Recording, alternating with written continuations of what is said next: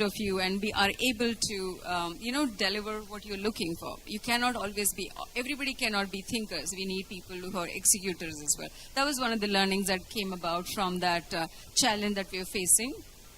Apart from that, I think it has been a very smooth journey, starting a company, and after the initial hiccups, it's been very smooth, and the ecosystem in Hyderabad. One of the other challenges that people told us was, Hyderabad is not tech friendly. You need to have your headquarters in Bangalore, right? That was one of the things that was told to us. So we said, but love Hyderabad, why not? When you love the city, you really need to make it happen in the city. So there were so many advices from the investors. Everybody said, you need to be in Bangalore. That's why you want to. So we didn't do that yet. No, I don't know if that is going to help us in the long run. For all the people who are here at the investor board, I am appealing to change that image that actually we come across every day. But I think it's, having heard all that, I cannot say it's bad. And I think it is a very decent ecosystem that supports and helps foster the entrepreneurs in the tech space. Thank you. Thank you. Hello everybody, my name is Gervaise Koolberg. I'm a serial entrepreneur from the Netherlands. I made my money in marketing, communications, PR and movies. And now, closer. Now I'm doing several businesses with a business partner from Hyderabad.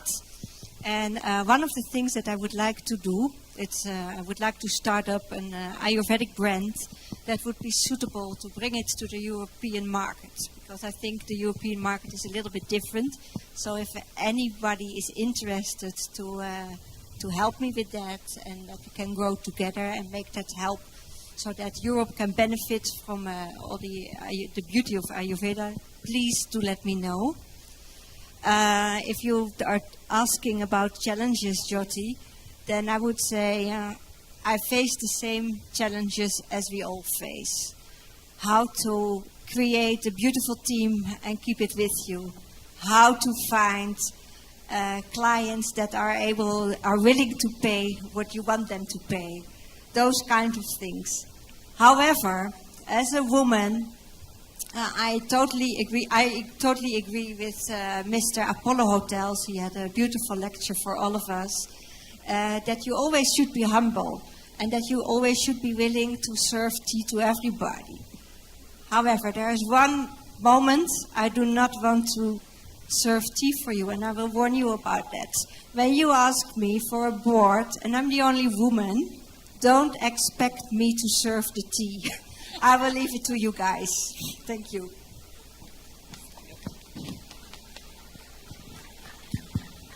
Hi, good afternoon, everyone. I'm Monica. I'm the CEO founder of a company called Ikiva. We largely do co-working spaces, managed offices, and this is a very exciting time for our industry, but like every industry, and especially real estate, of course, we've had several ups and downs. So challenges are like for any business. It's always about creating a product that's relevant, and there is a customer who likes your product, and that you're constantly thinking ahead to say, are you future ready to solve the problem of your new customer who you don't know yet? And to solve all these problems, like all these ladies say, what's very, very difficult all the time is to get the right team, and to get the right team to stay with you. So you take a lot of time, effort, pump in so much of hard work to get the right team, and then it's about retaining them, which it's your heart and souls. So and I am a first-gen entrepreneur. I come from a family of bureaucrats, lawyers, and public sector officials. The first time I told my father, hey, this is what I'm trying, honestly, I thought he'd flip out and say, what the hell are you doing? You're working with an MNC, you're making enough money, be happy there. He said, go ahead, try. If you don't try now, you're going to regret later in your years. Challenges have been there. I've been in industry which has been largely male-dominated. Just had to pave the path through and just be perseverant. But challenges are very similar. It's, I think, what every business goes through. Yeah, that's... Hello everyone, my name is Prashanti Reddy and I am an immigration attorney from New York City. My journey is very similar to a lot of the lovely ladies here. I studied in Osmania University campus, and then I went to the US and did my LLM from UPenn. And so there are challenges that you face as a business. Everybody faces those challenges. But there are unique challenges that you face as a woman entrepreneur, right? And I think it's important to identify those challenges and try to find, I guess social change is the only way that you can actually overcome those challenges.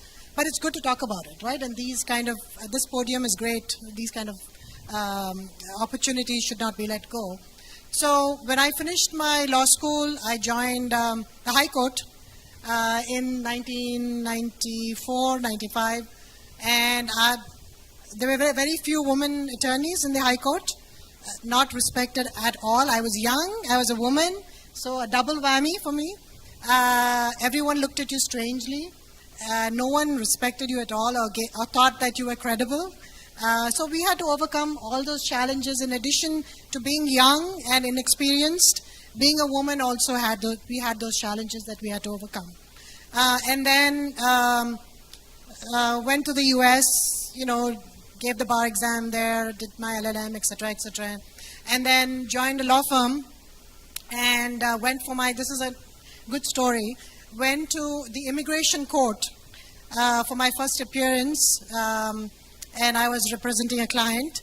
And, I am a woman and I'm an immigrant, person of color. So, again, challenging. Then I go to the judge and the judge asks me, where's your attorney? I'm like, I am the attorney and I'm well dressed. I'm wearing a suit and I'm, well presented. And so those are the challenges we had to face as well. Now, of course, and then the other challenge I think is pivoting from being an attorney and thinking like an attorney to being a business person, a businesswoman, right? There were some things that I had to unlearn. Because there are some things that you don't do as an attorney, but you have to do as a marketing person or a salesperson, right? So when you're a woman, doing marketing is difficult, especially if you have a big team and all that, that's great. But even if you have a team, you are your best brand, right? You are your brand. So you have to market yourself. And we're always taught as children to be humble, not to talk about yourself, not to project yourself too much. So it was hard for me to talk about myself and to say, I'm so-and-so. I've received these awards, even though I have, because it seemed vain, right? So I had to overcome that kind of intrinsic learning that I was always taught to be humble and not talk about yourself. So that was difficult when I first started out. And then going into a room where you don't know anyone, and maybe it's a room full of men and there are no women in the room, and the first few times I had to go up and just introduce myself to everyone, right? There are all these little groups of people, and you're networking. You just have to go out there and say, hi, I'm Prashanti Reddy, right? But it's hard to do that in the beginning when you're young, especially when you're a woman. So those are some of the challenges that you overcome with age, with experience, and with confidence. You get some amount of confidence in yourself, and you always have to keep reminding yourself, I'm a woman, I am Shakti, right? I am powerful. So if you remind yourself over and over again, you will become that. So I think it's important. There are many things that we can overcome, and there are many. There's a lot of personality that a woman has that is actually there's an advantage. And so we have to use that to our advantage as well. We have a better way of communicating with people. We're better at that. We're better at showing empathy. So I think using that to our advantage also helps. Thank you. So Devika, I know more or less you have seen the similar things, right? While you're introducing, can you highlight what is changed now, right? Would you see things changed while you are speaking about challenges? Sure. Before that, I just want to say hello, good evening everyone, and I also want to thank ISF for giving us this opportunity to share our experiences for the benefit of all the women entrepreneurs. And I also want to convey my special thanks to J.A. Garu, because we both share the same district. I was born in Anantapur, and I met him as a child. And I, of course, throughout his career, I always looked up to him and the source of inspiration for so many of us. And for the past few days, I learned so much from all the speakers and all the startup founders. And thank you once again, Jay Garu, for giving us this opportunity and inviting me to speak at this platform. Okay, coming back to your question. Oh my God, I heard so much from my fellow women, all these amazing women. I don't know what to say. But yes, coming back to your question, a lot of things have changed. When we started, started off our firm, things were so different. It's even finding funding. It was, I thought, having a law degree wouldn't be difficult to go to a bank and get a loan. I was so naive, to design and find out how difficult it was to actually secure a loan. When I went to see the bank manager and I showed him my law degree, he said that that's not enough. You don't have credit history. Little I knew that, in a new country, as you know, I was born in India, but then moved to Canada. That's where I graduated from law school. And then I decided to go into my own private practice. So it was very difficult securing loan and start off, secure clients and start off your firm. But then, now if I have to start my firm, it's very different. There's so much, resources available and networking and also mentorship, right? All the law societies basically in North America offer mentorship programs. If a young lawyer wants to go into, own practice, they have plenty of resources and also networking opportunities. As Prasanthi was saying, in our generation, we would hesitate to go and introduce ourselves and exchange cards and then ask for what you're looking for, right? But these days, when I see young lawyers, they would come up to you and introduce themselves without any hesitation and talk about themselves, where they went to law school and their interests and where they want to be in 5 years from now, right? I think that's a big change. And when I first actually started off, I would actually underplay. I would never speak up. I would never actually talk to a senior lawyer what I'm looking for, right? I want to be like you in 10 years. And that has changed. And also mentorship. If someone comes up to me and asks that, questions, how did you start your practice? What are the challenges? I would sit down and happily exchange, my experiences and also happy to mentor them if the time permits. Thank you. So, by profession, because I'm a manager, right, end of day. So what happens is, these days, I see my interns who just joined, they take 2 weeks of leave to go to Paris, to go to New York. To be frank, for a generation, right, going to abroad was like a dream, It's now such a common thing. But on this table, right, I know many of us, we are the first generation women to have a abroad travel. So anything that, you remember from that abroad travel, what is that experience? Anything that you feel like you should share with this audience?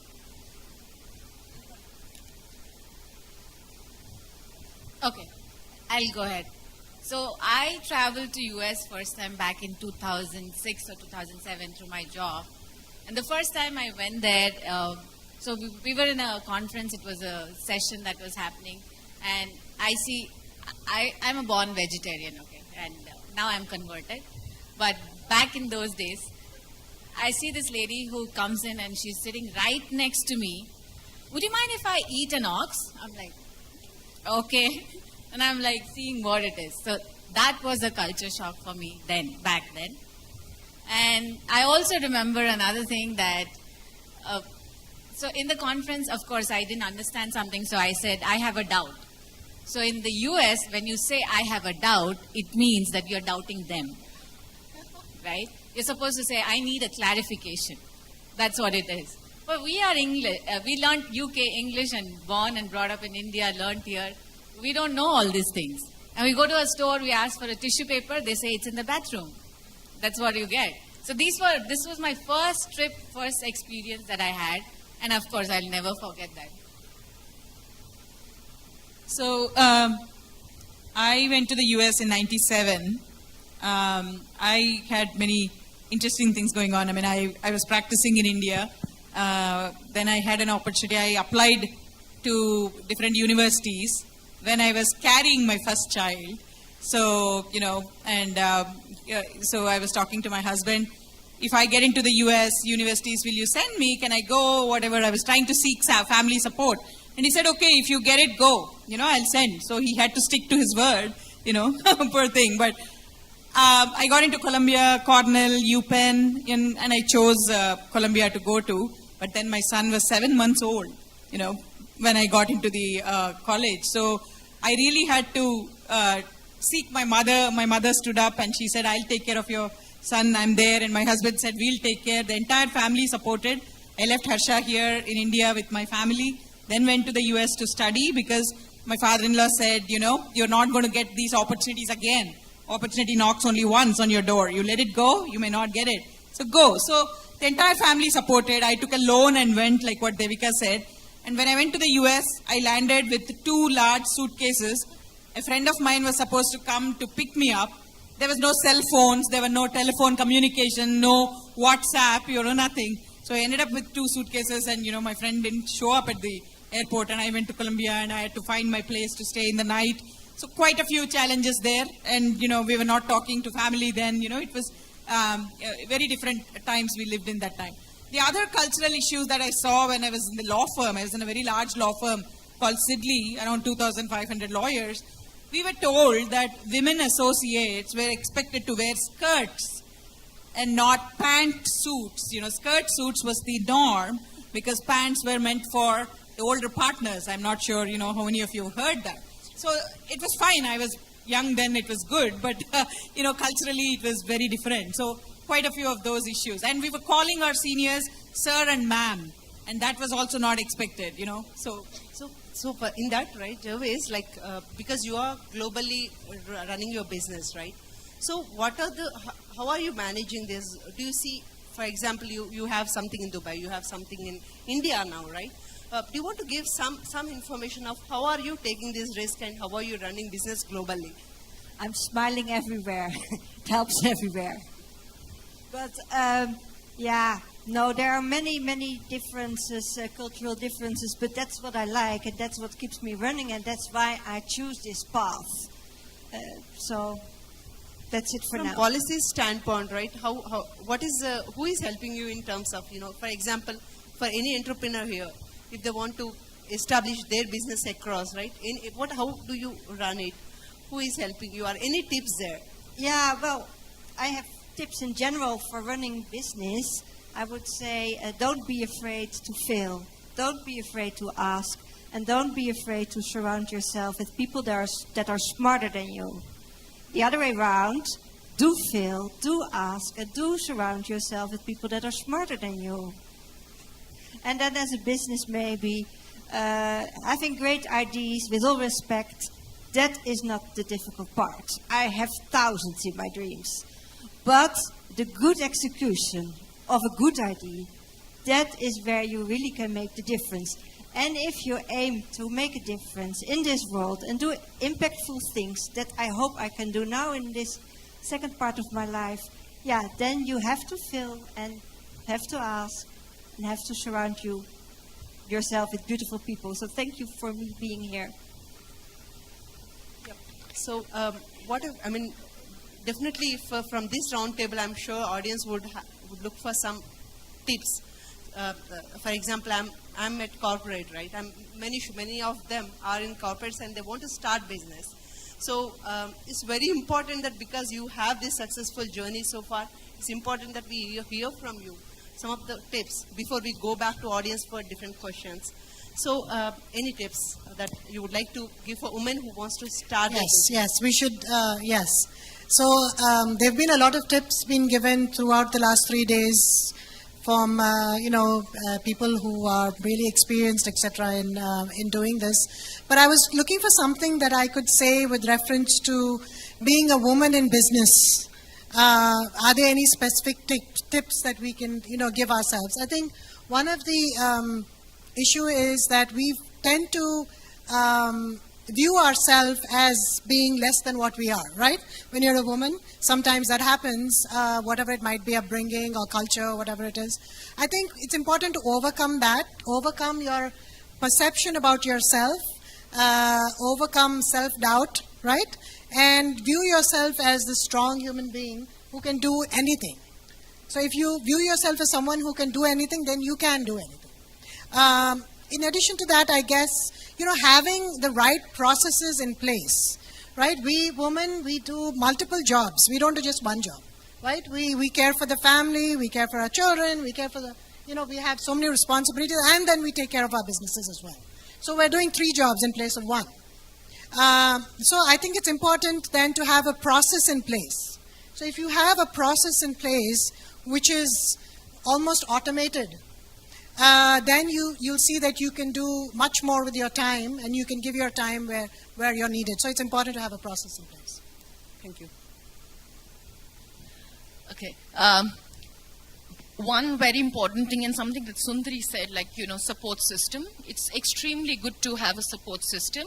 And that may come from your family member, it could come from your best friend, or it could be from your mentor. For me, it came in the form of my mentor, who happens to be my investor too, and that worked very well. I wished when I started this journey 12 years ago, I had a network of all these women who I could rely on. One more tip would be, tap into a network. If you know someone who's done it, rely on them, reach out. You will find another way of support systems.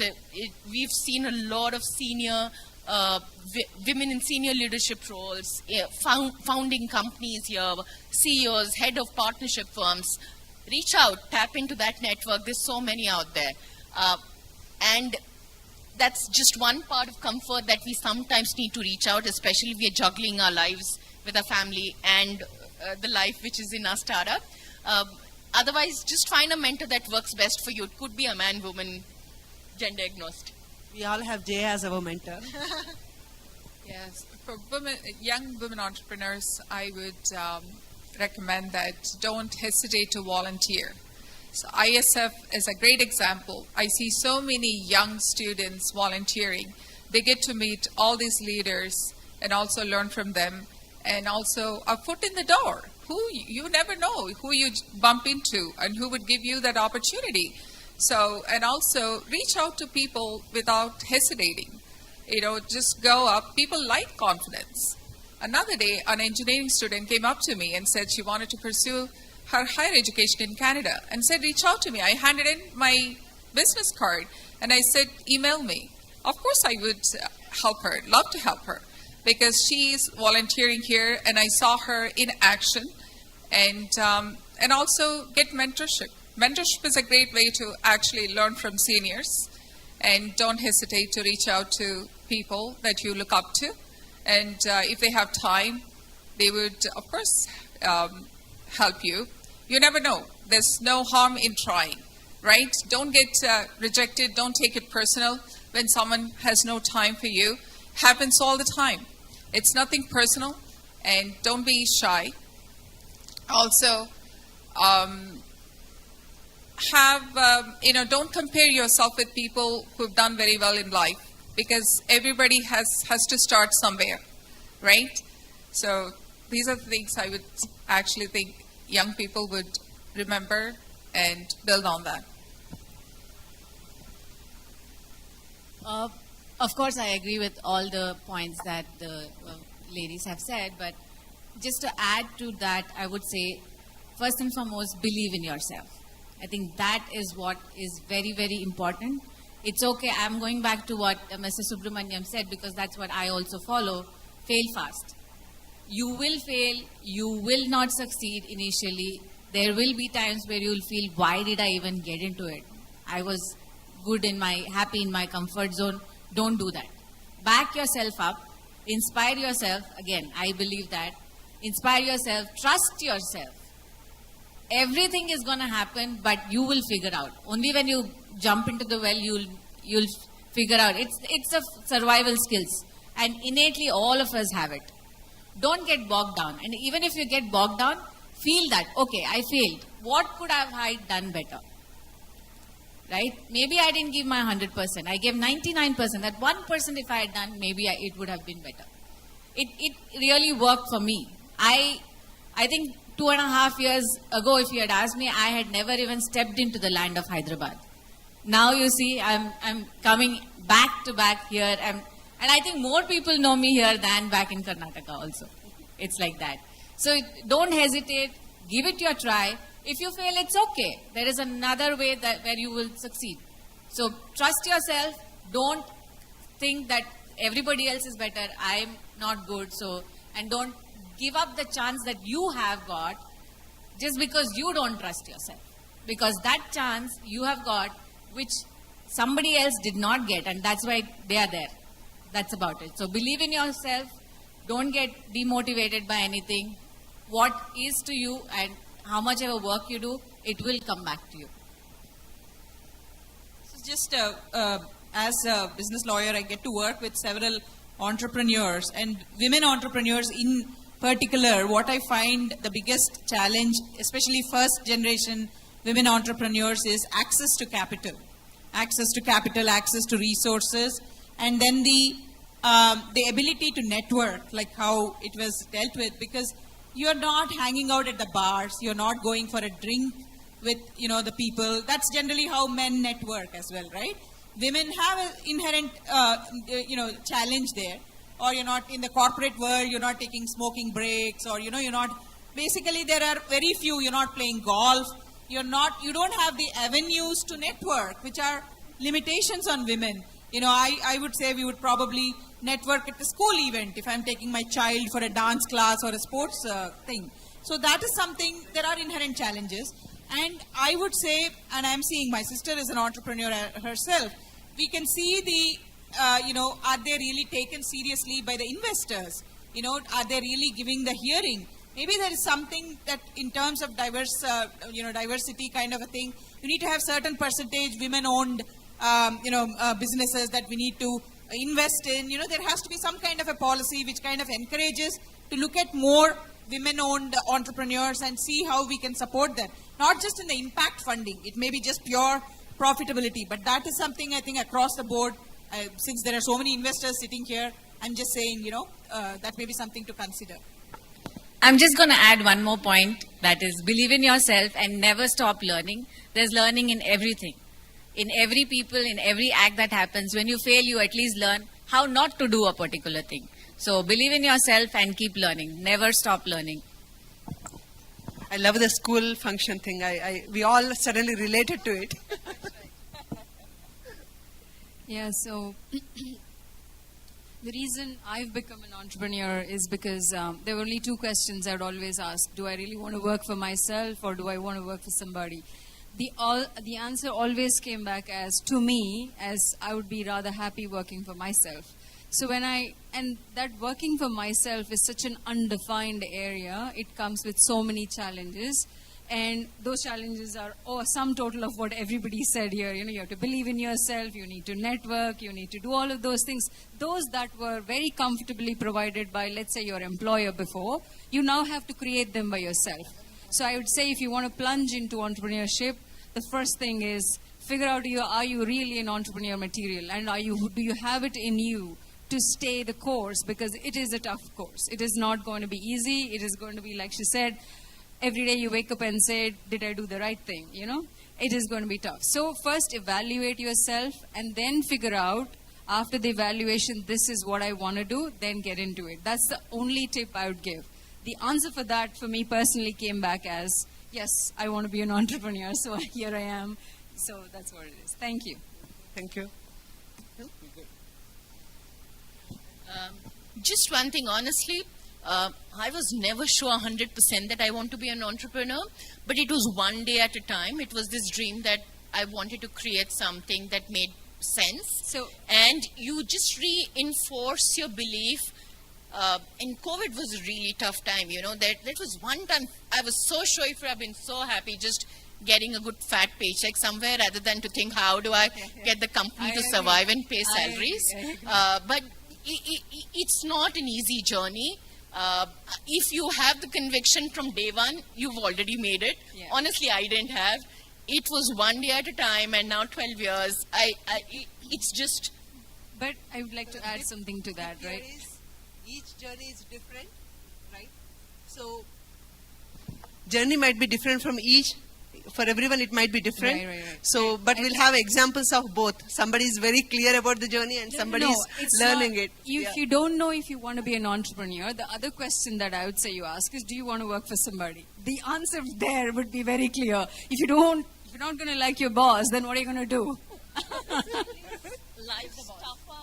Change the boss.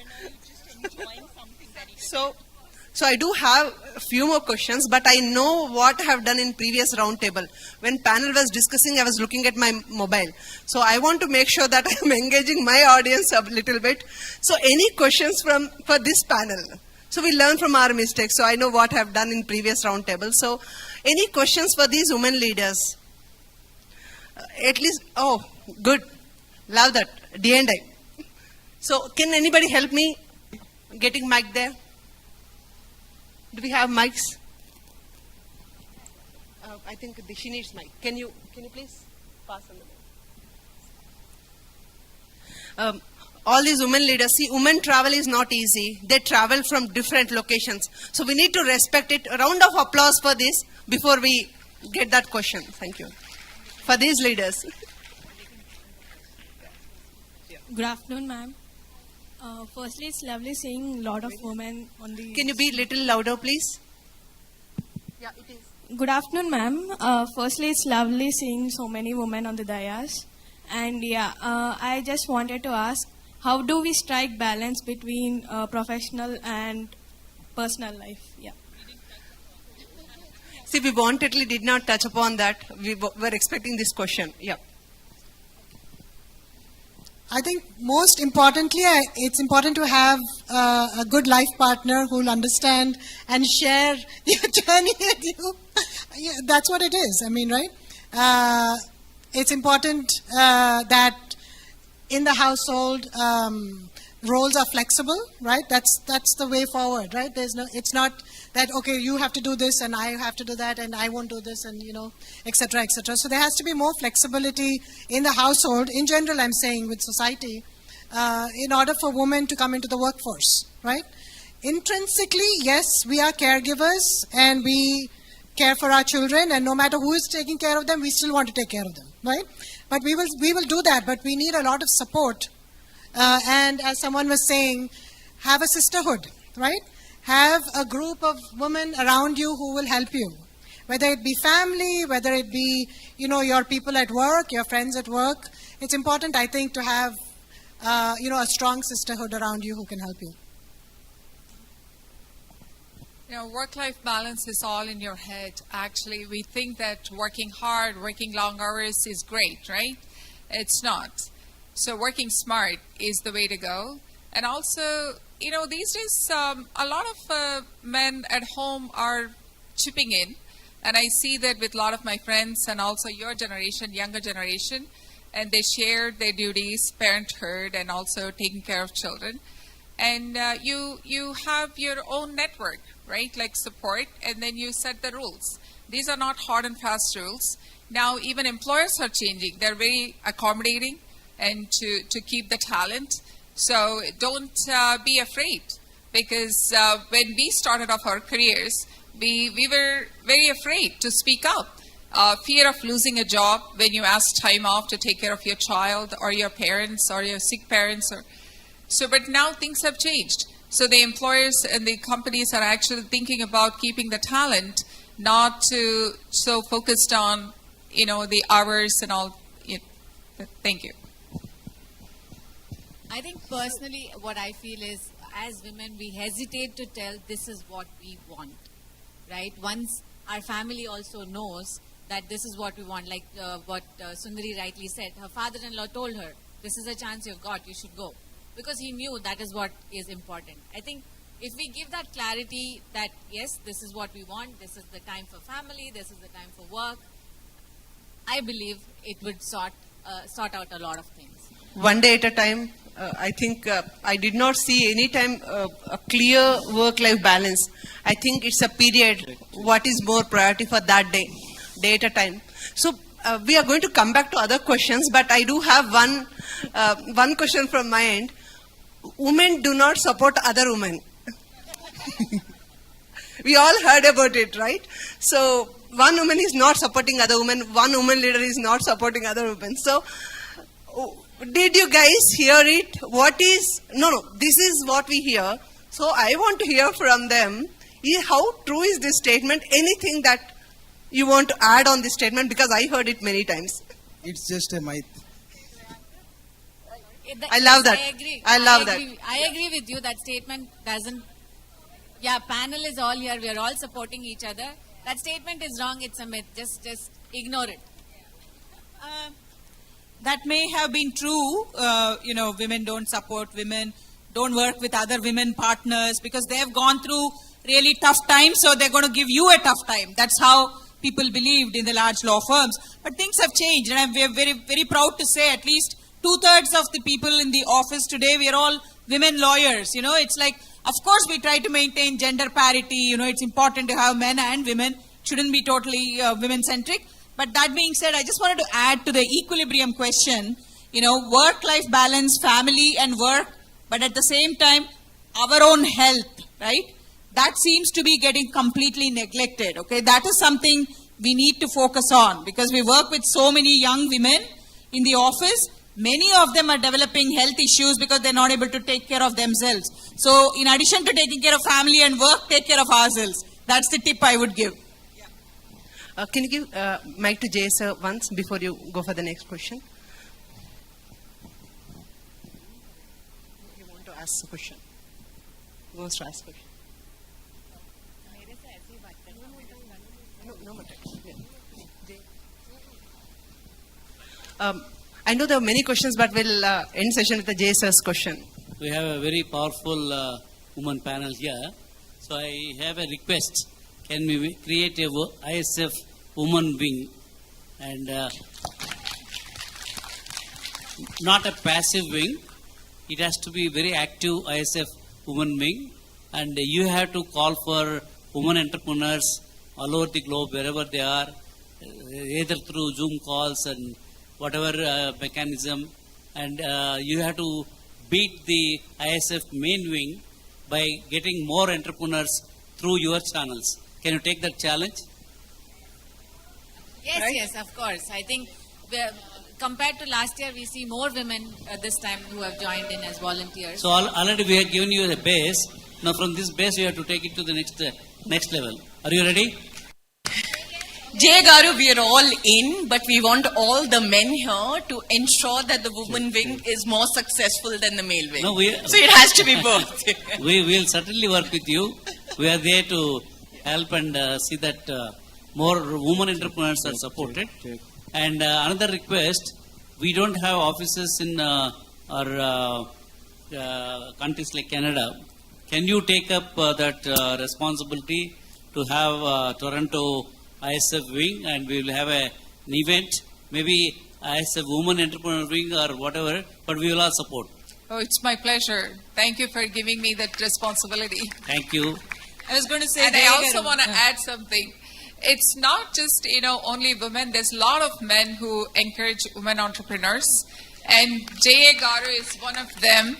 He encouraged so many women to join ISF and be the leaders and mentors. I think they deserve a bit of, compliments and also respect. No, I'm telling you, the way Sridevi Reddy was after me for getting one meeting, and she was not leaving. I mean, that is a kind of a entrepreneurial spirit you all of you have got. So, I suggest Rashmi was with ISF, particularly from Washington, D.C. from day one. Can you take the leadership position and make ISF wing more successful, and all others will be part of your wing? Sure. Thanks. So, I know there is somebody is continuously hinting me that we need to close this session. We do have a lot of questions, but probably our leaders would take it offline. Thank you so much for traveling, for coming here and making this session again, ISF core team, right? I'll say again, for making this event very successful. Thank you, everyone. Jay Garu, next time this should be on the first day, not last day. Wow. Women. Yes, sir. We humbly request you to come on the dais and grace the event of real women empowerment. A token of respect on behalf of ISF will be handed over to all the dignitaries over here. And let me take all to 60s. Do you all remember there was a singer by name James Brown who used to sing a song, it's a men's world, but we are in the 21st century under the leadership of J. Chaudhary Garu. We are in the women's world and women are rocking in every arena and creating the space for themselves, and hereafter all the women sitting over here start dreaming, start entering into a startups, and we all are here to support you under the banner of ISF. Thank you once again.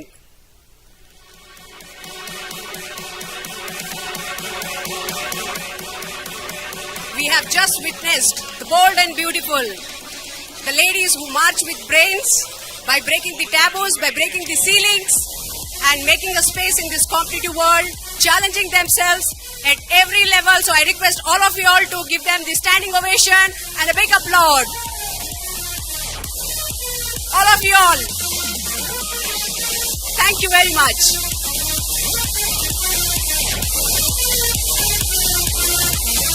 They truly, truly deserve it.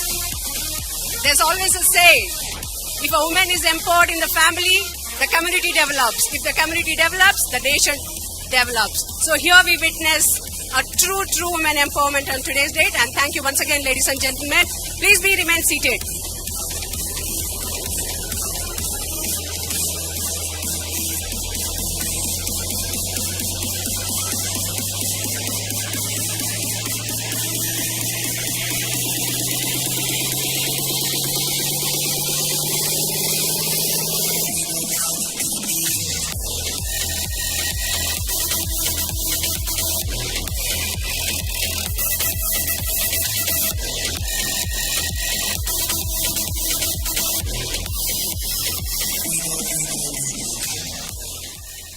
Jay Chaudhary sir, you have a big fan and a big hat where all the ladies are like around you saying that make us grow in our life and create a space for ourselves and challenging ourselves. So we all are with you, and thank you so much for your blessings once again.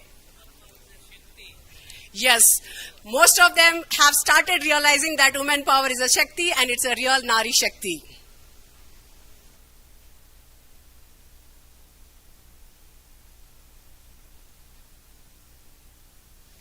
Welcome back to me from Women in Business to Back to Business. All right, moving on. Are we ready for the next ISF talk?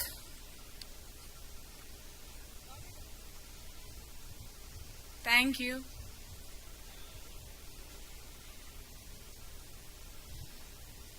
All right, up next we have Dr. Anand Agarwal, HOD CTVS Center, Sri Madhusudan Sai Institute of Medical Sciences and Research. We request you to please come up on the stage and ignite us with your ISF talk. And I think you gave us a standing ovation. Now you can do a round of applause for my return from UK in 2009. Dr. Anand Agarwal. I'm increasingly operating on patients younger than me in the age group of 35 to 40. AV team, And can we sometimes start when I from the operate on beginning? these patients, heart attacks in the young people is reaching an epidemic Can you proportion restart, nowadays. please? Since my return from UK in 2009, I'm increasingly operating on patients younger than me. Heart attacks in the young people is reaching an epidemic proportion nowadays. Since my return from UK in 2009, I'm increasingly operating on patients younger than me in the age group of 35 to 40. And sometimes when I operate on these patients, I don't even have a neat artery to do my bypass grafting. And I have to do what we call as endarterectomy. The prognosis of the patients in this age group who have had a heart attack requiring angioplasty or surgery is not very good. And lucky are these patients who are able to reach the doorsteps of hospitals. Many of these people are having sudden heart attack and sudden cardiac death. That young celebrities, young gymnasts and actors are dying while either exercising or performing on the stage or even while walking. What are the reasons for onset of heart disease in the young adults? It is early onset of diabetes, early onset of hypertension, and high cholesterol because of unregulated eating habits. Another important cause in modern society is unregulated sleep patterns, going to sleep very late in the night and getting up late. our system produces a hormone called melatonin, which is a reparative hormone which eases your body and soothes the body. It is produced between 10 p.m. and midnight. So my recommendation, which is an age-old saying that early to bed, early to rise makes a person healthy, wealthy and wise. So this looks like a very simple remedy, but mind you friends, if you do not sleep well, your body is not getting enough rest to recuperate. And another thing, what we say is how we regulate our ahar and vihar. Ahar is not even what you take to your mouth. Whatever you are taking through your panchendriyas is ahar. So regulated eating patterns, regulated whatever you do has to be in regulation. And vihar is what? How you recreate. Early morning get up, yoga, pranayam, spending time with nature and regular exercise is very, very important. Another important cause of heart disease in the young people is people who have got a family history of heart disease. What does it mean? Any parents or first siblings who have had a heart attack at a young age, so those people are at a high risk. People are going for smoking or other sorts of hookah and other things. These people are also at a high risk. Passive smoking, and they have found an increased incidence of heart disease in the cab driver, even noise pollution and excessive intake of alcohol are also causes of heart disease. So what is the remedy for us? We have to start early, drive slowly and reach safely, as what Bhagwan Sri Satya Sai Baba used to say. So we need to teach even our children, because the atherosclerotic process which leads to blockages in coronary artery disease starts at a very young age. So what are the symptoms that somebody is having a heart disease?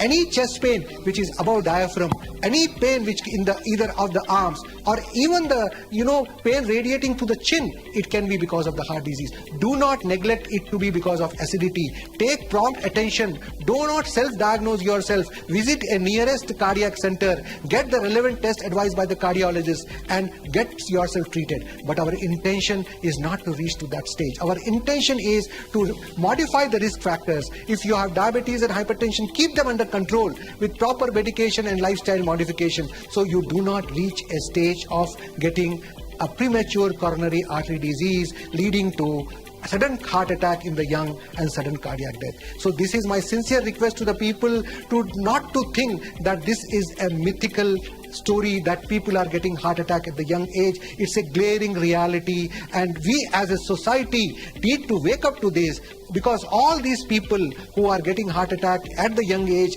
they are in a breadwinning stage. What will happen to the family? Because once you get angioplasty or cardiac surgery at a young age, mentally a person is crippled. We are seeing a lot of episodes of psychological disturbances post cardiac interventions. So I request all the corporate society leaders, even the governmental organization, to bring a culture of the health of their employees, especially the cardiac health, and do regular screening, regular programs for young people to empower themselves for prevention of heart disease in the young people.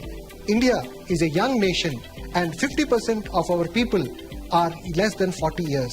So if we safeguard the health of these people, we will become a stronger, healthier and a prosperous nation. Hello, good afternoon to all of you. You have heard a brief video, and Mr. Jay Chaudhary and Satyendra are not there. I want to thank them for inviting me. See, this is a testimony, more than half of the hall is empty. So the bottom line is, we are putting more emphasis on our wealth than health. So I've been given just 10 to 15 minutes time. My session normally takes an hour or so. So whoever are in the hall, I kindly request, don't take photos, nothing. Just give me your ears. Even if I am addressing 200 people, if I can make a change in your life, even 2 people, I think my coming here will be successful. So guys, heart disease is no more a disease of the elderly. How many people in this hall are less than 40? Please raise your hands. And how many are more than 50? Sir? More than 50? So let me tell you categorically, And please, my request, this is very, very important, do not neglect, because not many people are talking about prevention. Everybody is talking about treatment. So, these small group of people who are above 60, sir, more or less you are insured against heart disease, because even if something happens, it will not be drastic. But people below 40, what I am observing is, they do not even give you time to reach to hospital. And when they reach to hospital also, they are in such a condition, sometimes we cannot even do anything. Can I have the next slide, please? Next slide. So, what our aim, I started this campaign way back in 2016 when my own friend died in sleep. So my idea is to educate people about occurrence of premature coronary artery disease, how we can prevent sudden cardiac death. Next slide. Next slide, please. So this was a study done in a reputed hospital in Bangalore where they were seeing more than 5 to 6 patients admitted less than 30 years with critical coronary artery disease, either requiring angioplasty or surgery. And we are looking at traditional risk factors which I will be elucidating later, like diabetes, hypertension, cholesterol. But many of these young patients, you might think, I don't have diabetes, I don't have hypertension, I don't have cholesterol. But many of these patients who were admitted to this hospital did not fit into the classical category of what we call the risk factors for coronary artery disease. Patients, cab drivers, patients who are commuting. So these are all subtle risk factors, my friend. You might think, I am lean and slim, I don't have diabetes, I don't have hypertension, I don't have any other risk factors. You think you are immune against coronary artery disease. That is not the fact. Next slide. So this was in a reputed journal. A 19-year-old girl had a massive heart attack. Next slide.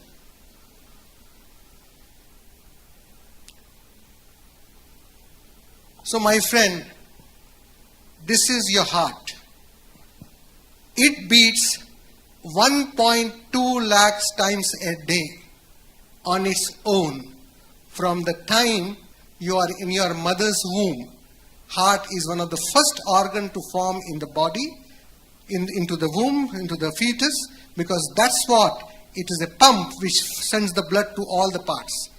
From the mother's womb till we take our last breath, this is pumping 1.2 lakhs times a minute, relentlessly without anything. So don't we think we need to, give importance to it? So problem, people say, what is the guideline given? I give a small example. This phone is produced by Samsung, isn't it? It comes with its own manufacturing user instructions. I can't throw it, I can't put it in fire, I cannot put it in water, no? Then how can we, what is the instructions for our human body? I say, our scriptures have given you how to conduct yourself. So in conducting one's body in the way it is given in different scriptures, I won't go into that, you actually safeguard your health. I'll tell you a simple thing, this topic was well advertised, half of the hall is empty. People are not bothered, sir. So what I mean to say, I am addressing a gathering of entrepreneurs, but you will be an entrepreneur as long as you're healthy, isn't it? And let me tell you at the outset, we are all systematically abusing our body. And it's not a provocative word. That's the fact. I'll tell you again in detail a little bit more. So this heart is supplied by, I'm giving you a little education for your cardiovascular health in next 2 to 3 minutes. Our heart is supplied by those 3 coronary arteries. The left artery divides into 2 branches and the right is the right main coronary artery. So what we call as heart attack is blockages in one or more of these arteries. Mostly it's a single coronary artery which gets completely occluded and you get a heart attack. Next slide, please. So this is a cross section. In 3 minutes I'm going to make you a cardiologist. This is the cross section of the artery, and what you see in the artery on the left side is a clean, pristine artery when we are born. And this atherosclerotic process, let me tell you, it starts from an early age. As early as 6 years, it started getting atherosclerotic. So that's why I say our preventive strategies have to be started at least from year 8 of school, where children will understand. Up to that time, it is the duty of the parents and teachers to at least regulate their, eating habit, their recreational habit. So this artery, when it starts getting blocked with whatever the lipids and thrombus, if it is partially blocked, you get chest pain or angina, and if it suddenly gets blocked, that is when you get a heart attack. And when a major coronary artery suddenly gets blocked, because there is a sudden stoppage of blood to a heart, it fibrillates. And if you get a prompt help, then and there, in our hospital it happens all the time. I've done a heart surgery, 1 in 100 patient will fibrillate in front of us. Because we are witnessing the arrest, we immediately shock the patient or intubate the patient, get revived. But most of these heart attacks happen in the community. My friends, I'm telling you, it's high time we wake up. So many gymnasts, so many people, so many VIPs, celebrities have died suddenly. So this is a glaring fact and we have to address that. Next slide. So these are the traditional risk factors. I don't have to tell, but the majority of the patient, 50% I would say, don't fit into this. Next slide, please. In the IT sector, I started making videos way back in 2016. My own cousin, who was doing perpetual night shift, at the age of 33, he went home at the night from his shift, and within 1 hour he was declared dead. So perpetual night duties is not good, because as I said in my video, the sleep between 10 p.m. and 12 midnight is very, very important. And just tell me, a small question, how many of you sleep before 10 o'clock? Raise your hands, please. Fair number, I would say. I am impressed and encouraged. So the sleep pattern has to be regulated. It is very, very important. Next slide. See, this is one of the unrecognized risk factors. Nowadays, both husband, wife working, young people with no family support. You might be thinking, why this cardiac surgeon is talking like this? But this is important. Because there is a perpetual stress in the mind when there is no peace at home. So nuclear family with no support is also one of the important cause of stress. As I mentioned in the previous 2 slides, that stress is a major cause, and all these factors are leading up to the stress. Next slide, please. So if you look at the incidence and mortality and morbidity due to breast cancer, the cardiovascular risk factors are at least 20 times more. Next slide, please. So, what are the symptoms of heart disease? Let me tell you, any chest pain which is above diaphragm, either of the arms, it can be even a dental pain, mimicking like a dental pain or pain in the chin. It may not be a pain, you might feel a tightness, or you might feel shortness of breath or some irregular heartbeat. It could be because of a heart attack. So in that case, do not self-diagnose, do not take a Razo or an antacid tablet. Kindly go to a nearest cardiac hospital. ECG will at least show whether the patient is having a heart attack or not. Normal ECG cannot guarantee that you do not have a block, but at least a normal ECG will tell you for sure that it is not a heart attack. So what can we do? So I only say it is lifestyle regulation. Next slide, please. We have made our website www.savetheyoungheart.com. We have a yoga, meditation, music program on that. I simply say how we regulate our ahar and vihar. What is ahar? Whatever I take it through my panchendriyas, means what goes in through my mouth is the most important, because what goes through your mouth becomes a part of your body.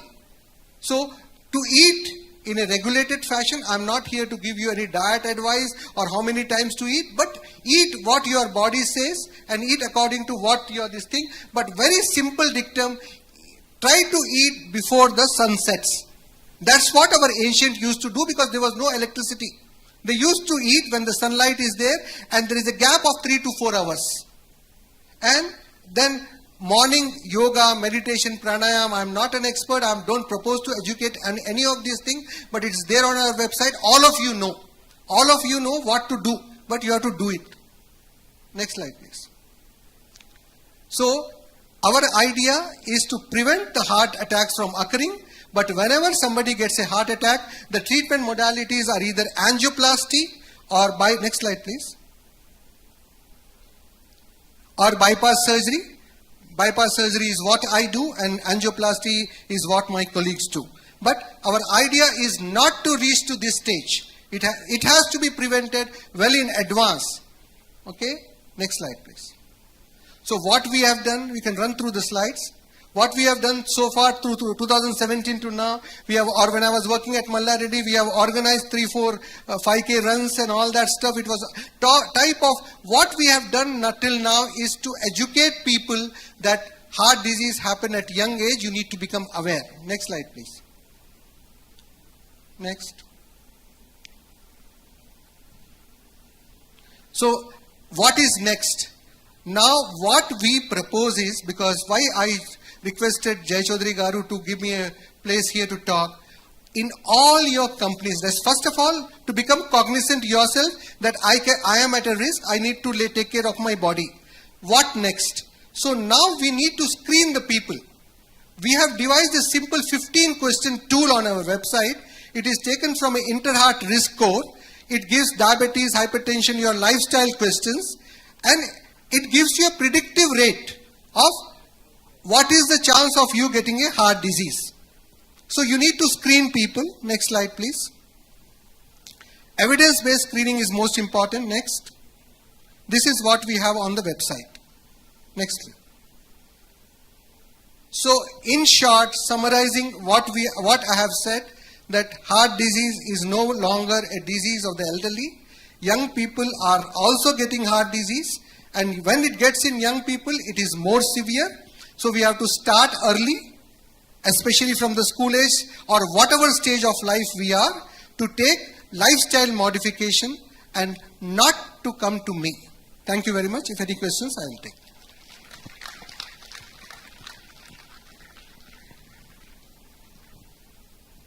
Time permitting, I can take few questions.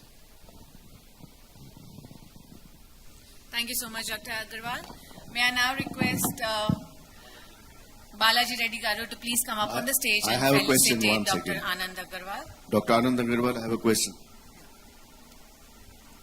I'm Sanjay here. Thank you very much for a beautiful wake-up session. And yes, I also wanted to point out that the discipline of living a life in a balanced form with the right story starts quite early in life. In fact, I am reminded of my 6th standard 70s. So your voice is a bit closer. Can you just... I am trying to, I think they have reduced the volume amplification. There was a problem right now. That's why it's come down. Can you hear me now? Yes, sir. Yeah. So the story is that mens sana in corpore sano, which you as a doctor will also realize is from Latin of a good body and a good mind, that they go together. Good health is a part of the entire story. I just wanted to check with you, does a small pain in the arm also indicate a possible indication towards a cardiac problem that could happen? The pain that could happen because of arm movement, is that also an indicator? No, sir. The cardiac pain is basically a pain which shoots. Classical angina is the pain in the precordium which shoots down the arm, but it need not be any pain in the arm. With or without activity can be cardiac. So if it is happening regularly, it can be muscular pain. Most of the time it is, but it is always better to get it checked up. That's what I say. Okay, prevention is better than cure. Yeah, actually, we need to look at more AI-based solutions for, identification of young coronary artery disease. Thank you so much, sir. And that was really very educative. Can I request the team to please get the memento. So maybe both of you, if you can go to the center of the stage, please. Don't you think this was a very good insight information? Because recently, I'll tell you one example, doctor, my brother, 3 days back, just because of the stress levels, he had a mild attack. And most of my friends who were at the age of 27 dropped down with the heart attack. So we need to be careful. And let me tell you, our body is the most precious thing what we have given, a gift from the God, and let's take care of it. And let's love ourselves. Thank you so much.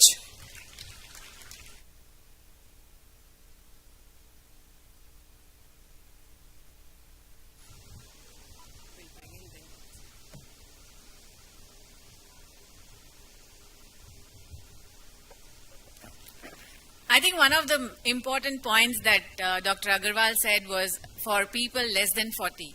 Let me see how many of you are less than 40 here.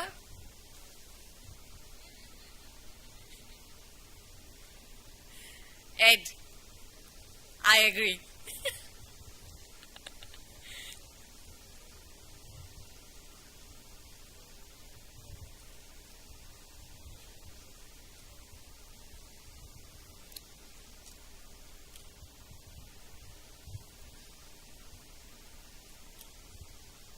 Sorry?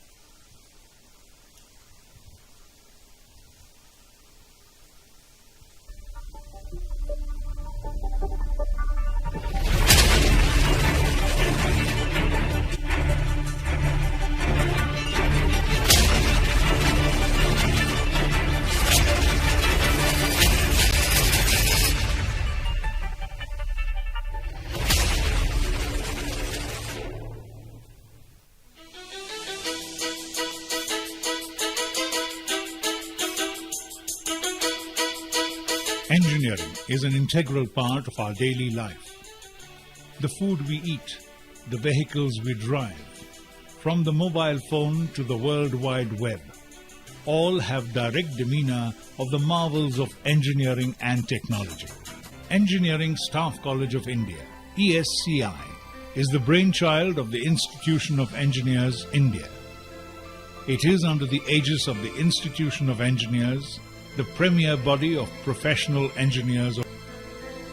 The ESCI campus main building was inaugurated on the 27th of August 1990 by His Excellency Shri R. Venkataraman, the then President of India. ESCI is an ISO 9001 certified institution.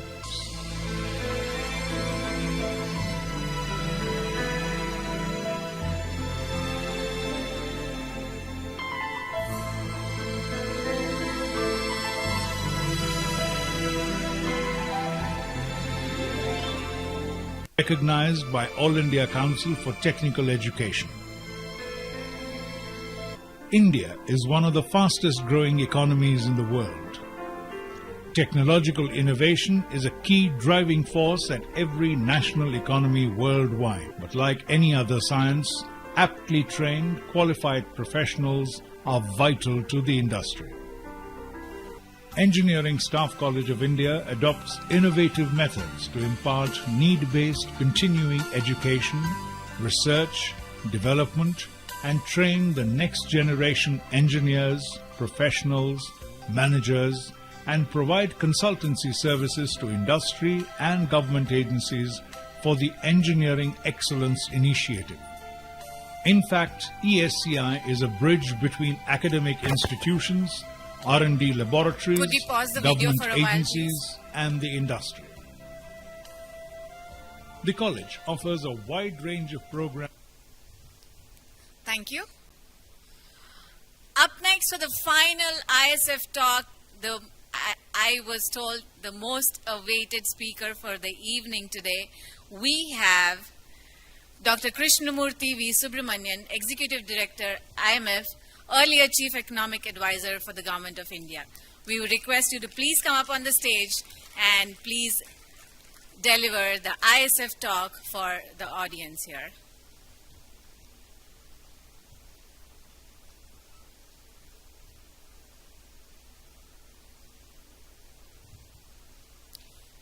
I think all of you have to be all ears to listen from the man now.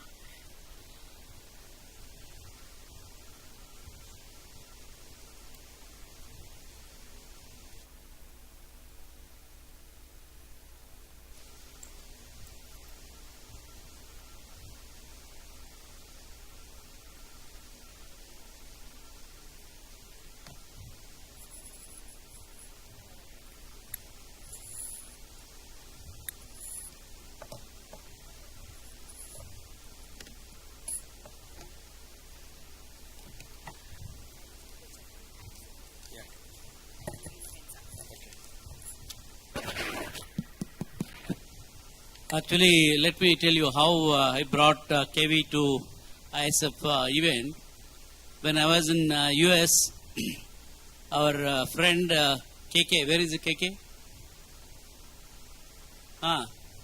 In fact, everybody should give him a clap of applause. He is the one who brought KV to Dallas from Austin and introduced, though I knew him from ISB days when he was a professor at Indian School of Business. But afterwards, he became a very big man. He became Prime Minister's chief economic advisor. He was a very, very busy person at that point of time. Though he used to come to Hyderabad during the budget time, but very, very difficult to meet him. But after the stint, now he is with IMF. And though he was supposed to come and speak on the first day, he had so many programs in the Prime Minister's office, and I don't know where all he has been pulled into. So he has to leave again today. He is going to IIT Kanpur. So I requested KV to give a lot of support to our ISF activities globally, because he is connected globally. Not that IMF is going to give a lot of funding to our startup, but his connections, his mentorship is going to be very, very useful. Thanks, KV, for accepting our invitation. Thank you.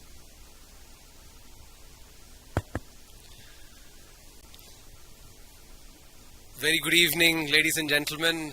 Thank you so much, Jay Chaudhary Garu, for inviting me to share my thoughts. Thanks a lot to KK for putting us together.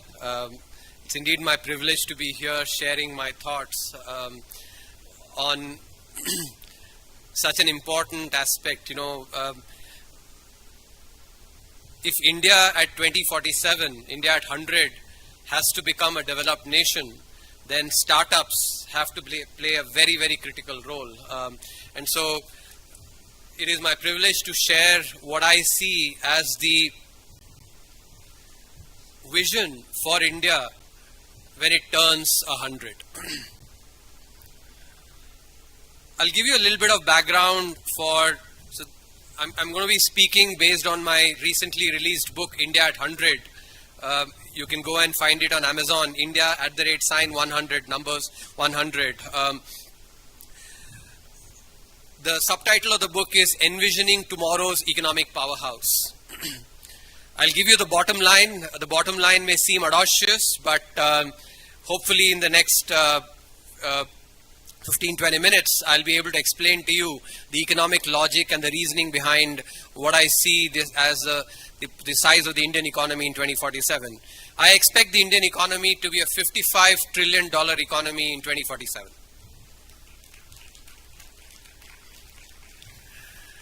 Now, that may seem audacious, and some of you may be wondering, whatever he had in the morning, whatever he smoked, I want a piece of that. It seems to be some cool stuff. Let me, hopefully by the end of the talk tell you that I'm absolutely sane. I've been very sane even while writing the book, and I've reflected a lot on this prediction, and with a lot of rigor and conceptual thinking and empirical evidence, data, I've actually come to this conclusion. So I'll explain to you why I think India can be a $55 trillion economy in 2047.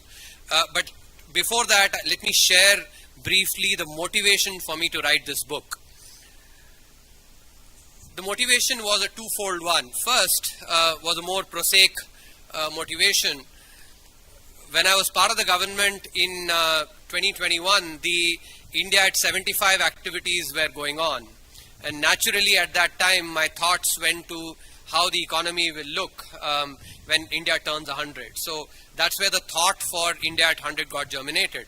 But a more powerful, compelling motivation was what I observed, inside out about a lot of the commentary on India, being part of the government. So I don't know how many of you might have noted, but I joined as the Chief Economic Advisor in late 2018, in December of 2018. And the first press conference after the GDP numbers got released that I had to go and deal with, India's GDP growth had declined to 5.3%.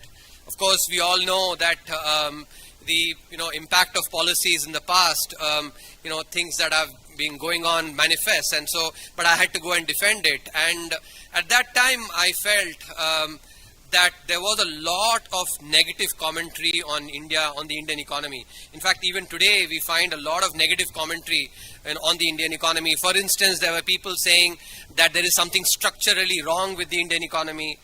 Hereafter, India will have to persist with only 5% less, 5% or less growth. People even use terms that are actually loaded with religious overtones when giving labels to these growth episodes. And when COVID struck, then at that time in particular, many commentators actually took pleasure in giving doomsday predictions about the Indian economy. So at that time, I actually felt I had the privilege of being able to in October of 2020 to make the prediction that the Indian economy will register a V-shaped recovery, and I'm glad that it happened. There was a good amount of judgment, of course, but there was a good amount of credible hope in which, with which one made that prediction, because I felt that at that point in time, it is important to actually display economic leadership. It's very easy to kick, whether it's an individual or an institution or the country, it's very easy to kick when someone is down, but it's far harder to actually lift that individual or the entity up and say, a pat on the back and say, no, you can do it. And that's what, at that critical time, once in a century pandemic, that was what was required. But in this process, seeing so much of the negative commentary on India at that time, and even now, for instance, and by some people who have occupied very august offices, in the country, I got the feeling that it is important for positive thinking also to try and push back on a lot of the negativity that that a lot of commentators tend to actually enjoy encouraging. And in that context, I have actually come to now conclude that for positive outcomes to manifest, positive thinking is necessary. But for negative outcomes to manifest, negative thinking is sufficient.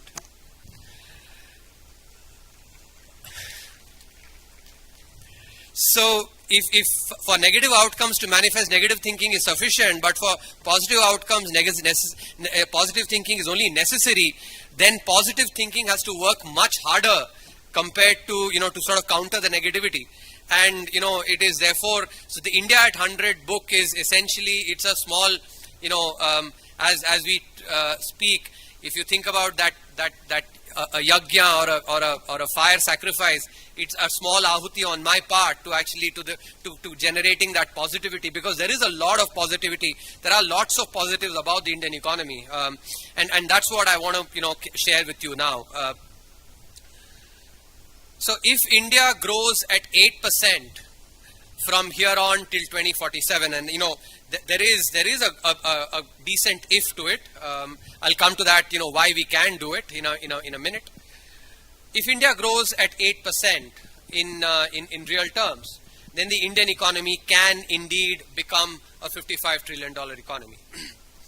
Now, before I give you the economics of how we grow at 8%, what are the other elements of that $55 trillion economy prediction, it is important to seek inspiration from other examples, other countries that have grown at similar paces. So, let me give you the example of Japan.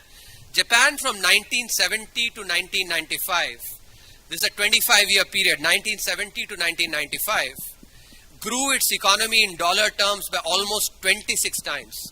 Actually 25.6. And in 1970, the Japanese economy, the GDP was about $220 billion in 1970.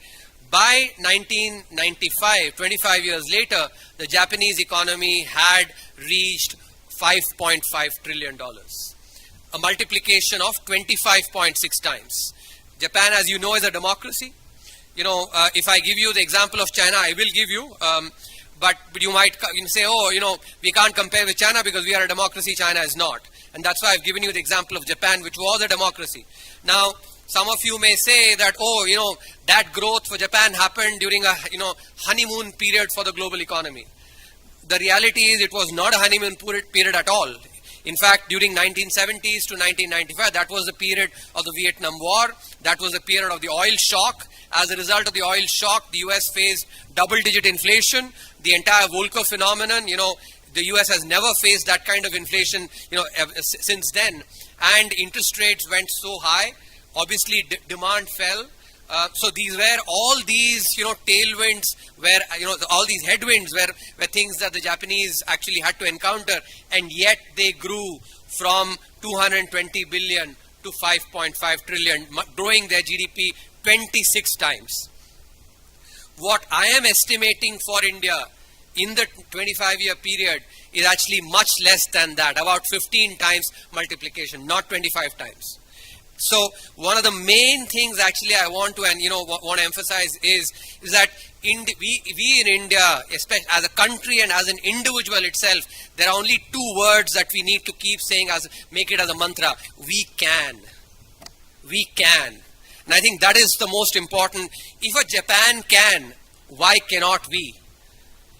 If a China can, and China actually, let me give you the example as well, from 1996 to 2021, the Chinese GDP grew 22 times in dollar terms. Now, of course, you'll say China is different, but I've already given you the example of a democratic nation, Japan, which grew its GDP so I've been given a chit saying 3 minutes. I'm not going to respect that, because I've gotten the carte blanche from Chaudhry Garu saying, you take the time that you want.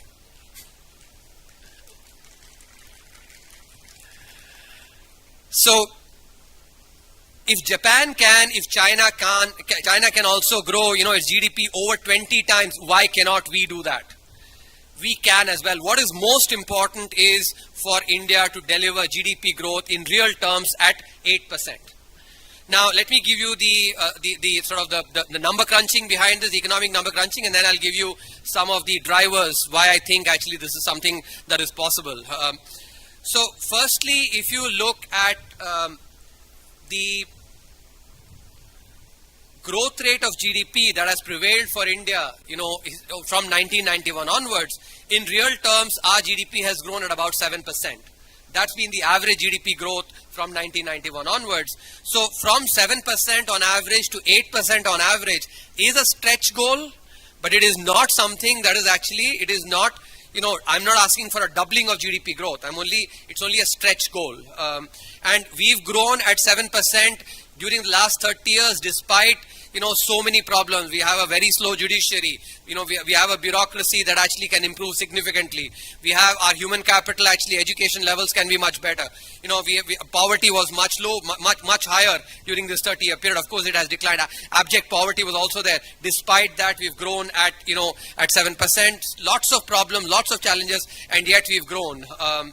So 8% is a stretch goal, but we can do it. It's ambitious, but it is achievable.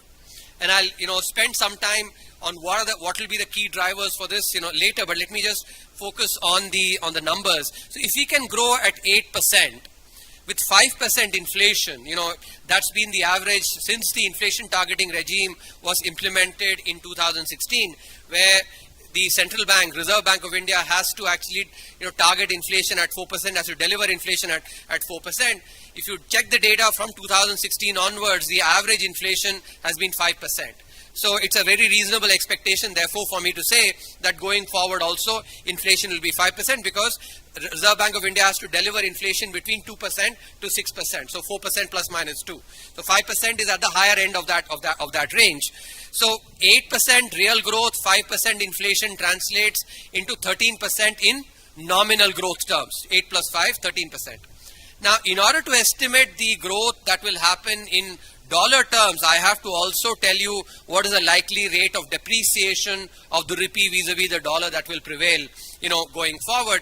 And here, I'll first give you the number and then explain why I think that is something that will prevail.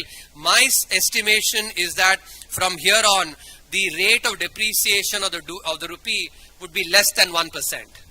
1% per annum. So it will depreciate by about, so maybe 50 basis point, 0.5%, maybe 0.6%, but less than 1% in a year.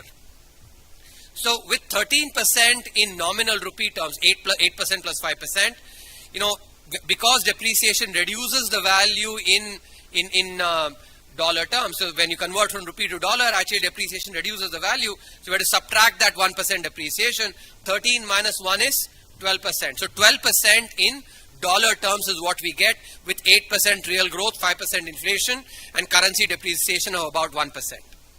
Now, let's use the rule of 72. This is something that all of us economists and people who actually work in markets as well use to know how many years it's going to take to double your money. The rule is very simple. 72 divided by the rate of interest that you get. You basically, whatever number you get, that's the number of years it will take to double your money. So remember, for instance, the time when national savings certificates actually used to double our money in 6 years. Do you remember that?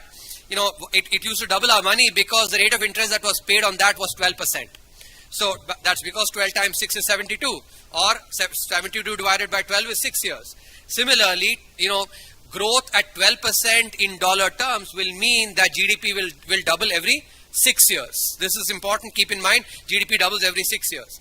Now, let's take the 24-year period from 2023 to 2047. If GDP doubles every 6 years over a 24-year period, how many doublings will happen? 4 doublings, right? 4 doublings, because 24 divided by 6 is 4. In other words, 2 into 2 into 2 into 2, 2 to the power 4, which is 16 times. So that's what I mentioned by actually saying that, we can multiply our GDP by about 15 to 16 times. So now let me tell you, in 2023, India's GDP was $3.28 trillion, approximated to 3.25. So the first doubling is 3.25 to 6.5. Second doubling is 6.5 to 13. Third doubling is 13 to 26. Fourth doubling is 26 to 52. 52. So 52 is close to that 55 trillion. I've not done an Excel calculation. I've just done a mental calculation with all of you, and we are close to that 55 trillion number. So the most important, aspect of this is 8% growth. Now let me spend a little bit of time explaining to you why I think that 1% depreciation of the rupee is what will prevail in the future. If you look at the data in the past, rupee has depreciated by about 3.5% per annum. 3 to 3.5% per annum. So compared to that, why do I think that the rate of depreciation will be lower, going forward? There's a very simple reason for that. If you look at the inflation that has prevailed in India from 1991 till 2016, when India implemented the inflation targeting regime, inflation was about 7.5% on average, during that period. But since then, from 2016 onwards, inflation has reduced to 5%. Now, one of the aspects of, when you think about international economics or, currency depreciation, it is that the currency that faces higher inflation has to experience higher depreciation.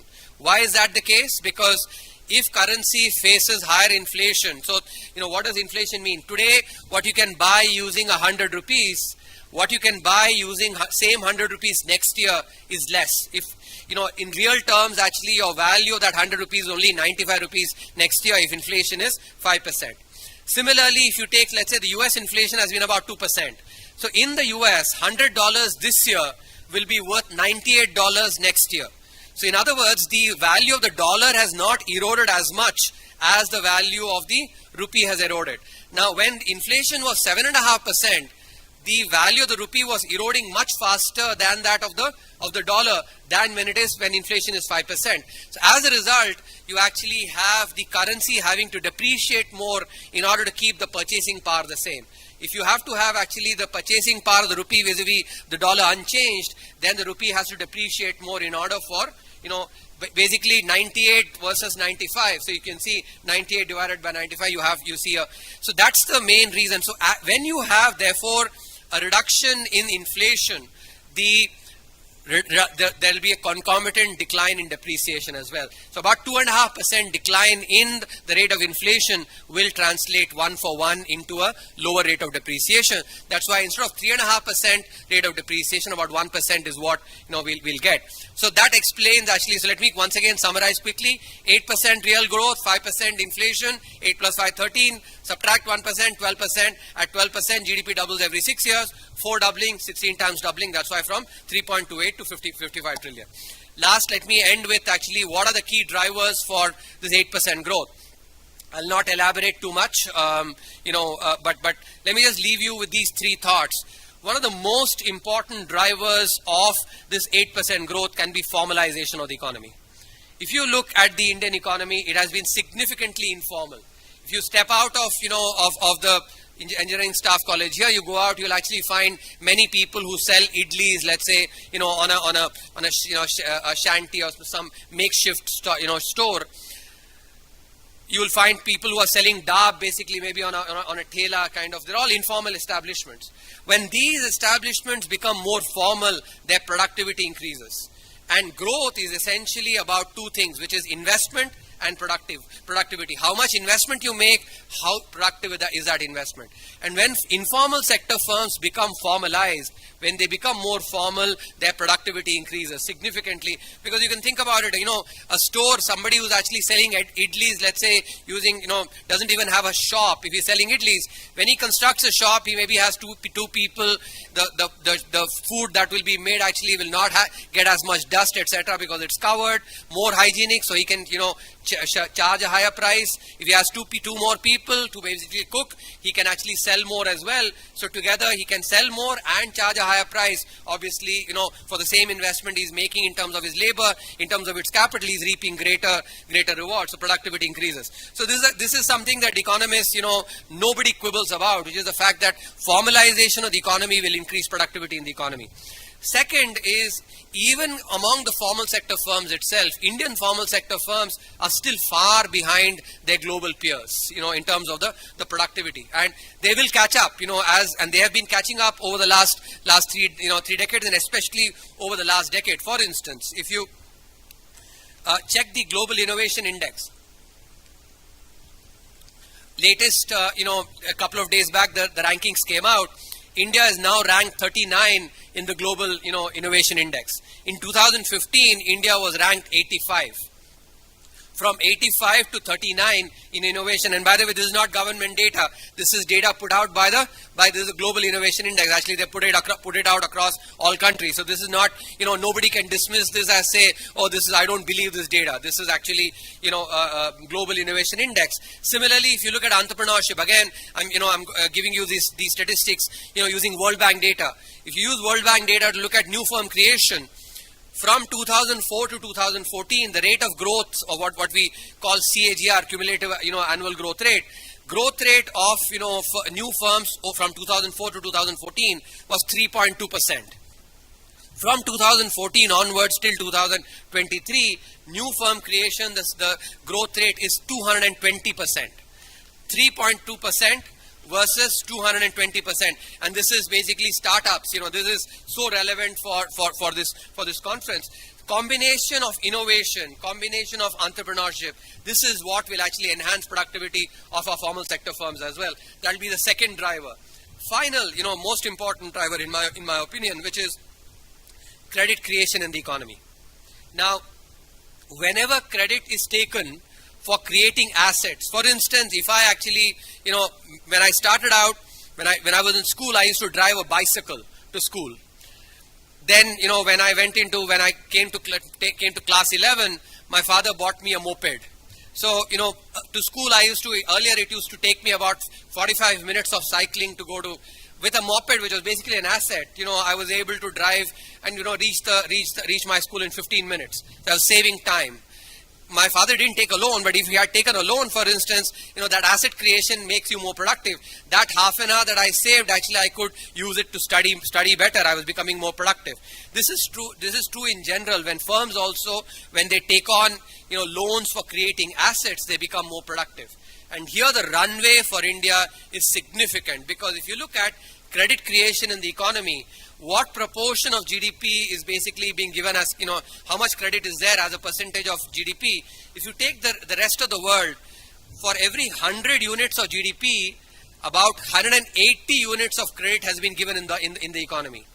In contrast, if you take India, for every 100 units of GDP, only 58 units of credit has been given. So 58 versus 180. Think about the runway there is. Large sections of our population still remain unbanked. They don't get loans.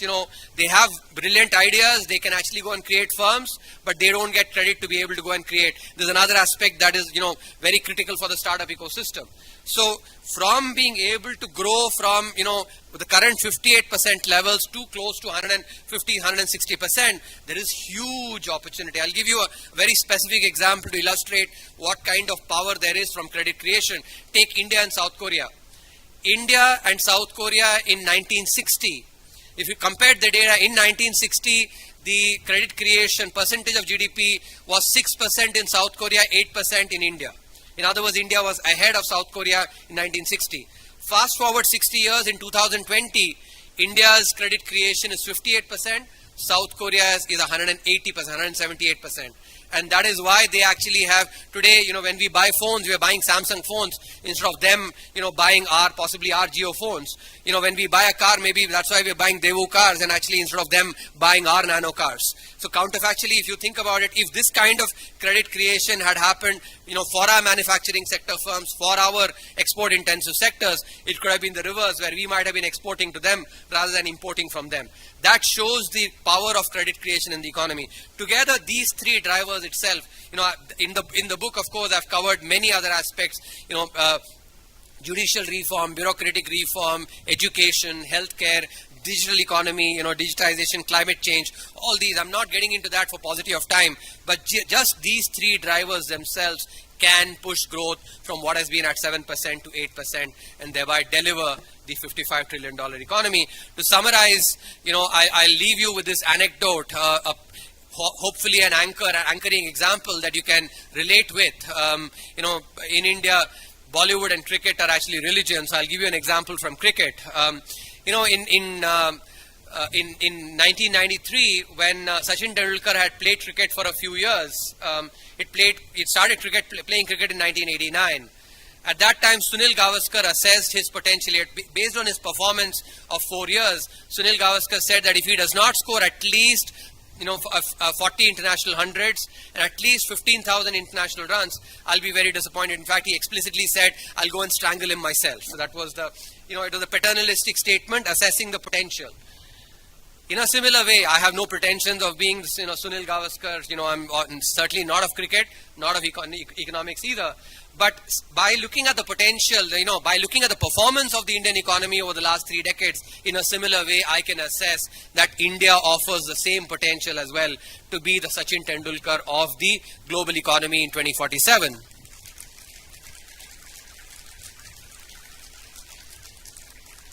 And for that, that's the second lesson from this in this example.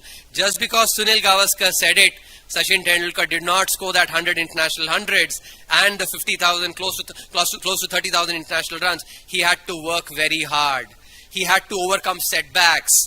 He had to actually, when he encountered challenges, he had to find innovative solutions. India will have to do that as well. In particular, state governments will have to do a lot of hard work, especially reforms. And I want to leave you with this particular message. Think about it. When the union budget is presented, all of us actually pay a lot of attention, ask a lot of questions to our finance minister, to the secretaries, etc.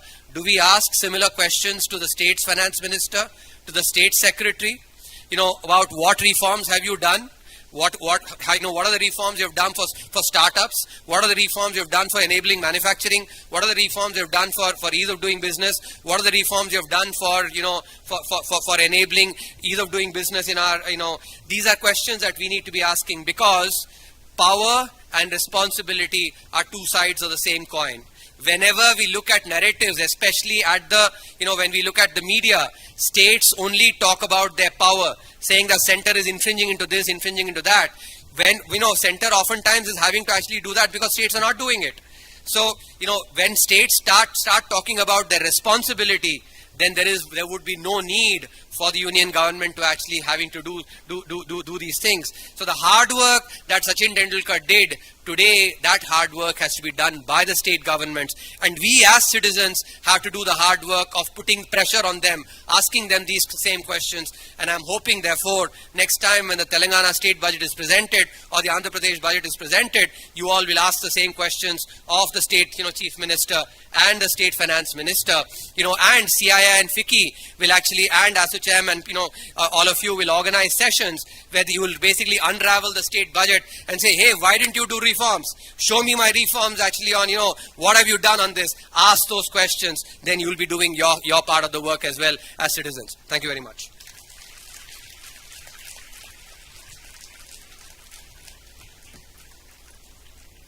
Thank you very much, sir, for the powerful ISF talk, and I'm sure there's a lot of math running in everybody's heads at this point in time. Can you please turn on that mic, please?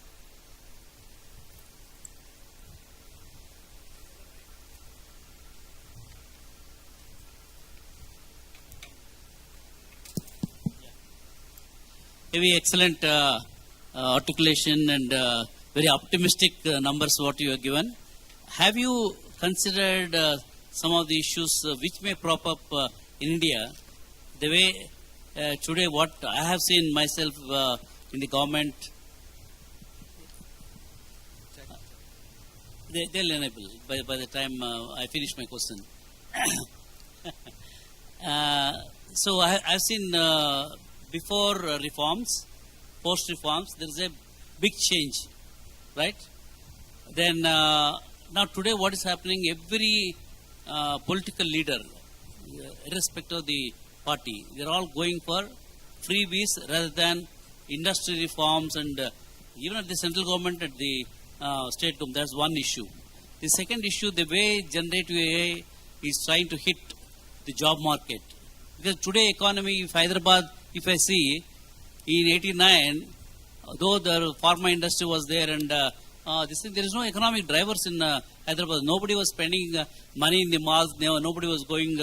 Once IT industry started employing, they had a lot of money, surplus money to go and spend, and started buying cars, and all that happened. Today, we have seen that in all the IT metropolitan cities, IT-driven economy. If in case the tsunami hits India, the BPO, KPO jobs are all going to be eliminated as per the predictions. Lakhs of jobs are going to go, and our youngsters are not capable of taking up the new jobs because they don't have the cross-domain skills. They only have the screwdriver IT knowledge. They don't have beyond that. So if the unemployment rate goes up and there are no job opportunities for the youngsters, and in case if there is any war between X country, Y country, maybe China or India, any geopolitical, that kind of a situation, have you considered any of those things while coming up to this kind of a number? Thank you very much, Chaudhary Garu. I think that's a very good question. I, in fact, have. So in the book, I have laid out 3 scenarios. The scenario that I'm hoping for and I'm pushing for and I'm actually, really, I'm really enthusiastic about is the 8% growth. But there are 2 other scenarios, which is a 7% growth, which is, what has been in the past, and 6% growth. If India grows at 7%, then, we will be about a $40 trillion economy. And if we grow at about 6%, we'll be about 30 trillion. So even if let's say, if you want me to give you a, let's say, even more even if we grow at 5% on average, we'll still be about a $20 trillion economy. So I think the question is, we should be far more ambitious. Now, whenever we think about a long period like 25 years, obviously there will be challenges that will come about. In other words, there will be potential headwinds that will come, but equally tailwinds will also be there. And many times, I think when we do a balanced assessment, it is important for us to actually keep in mind both potential headwinds and potential tailwinds. I'll give you, because it's some of the headwinds I can actually clearly anticipate, and I've written about it in the book as well. Deglobalization, for instance, that's one. Climate change, that's another. Overall, change in the nature of production. On the specific thing of employment, actually, I've covered this in great detail.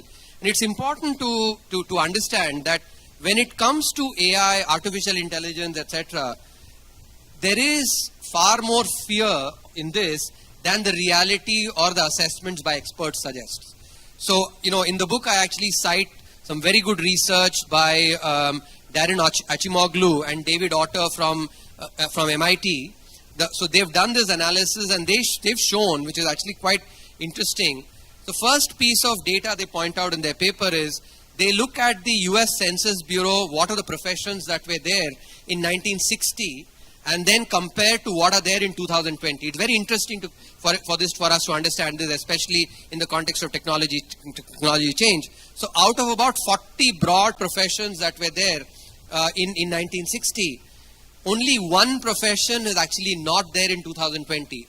Guess what? Can anybody guess which is that profession that is not there in 2020 that was there in 1960 in the US? Can anybody guess? Okay, let me for want of time. Elevator operators. Elevator operators is that only profession that actually has completely dropped out. 3 professions have undergone changes. For instance, what was typewriter, it basically has changed now into sort of keying into computers, etc. Transformation, but only one profession has dropped out. In other words, what is the basic takeaway that that these authors Darren Acemoglu and David Otter suggest is that the fear about the impact of technological change is far more than the reality. And they also give examples of, for instance, if you take the ATM, teller machines, right?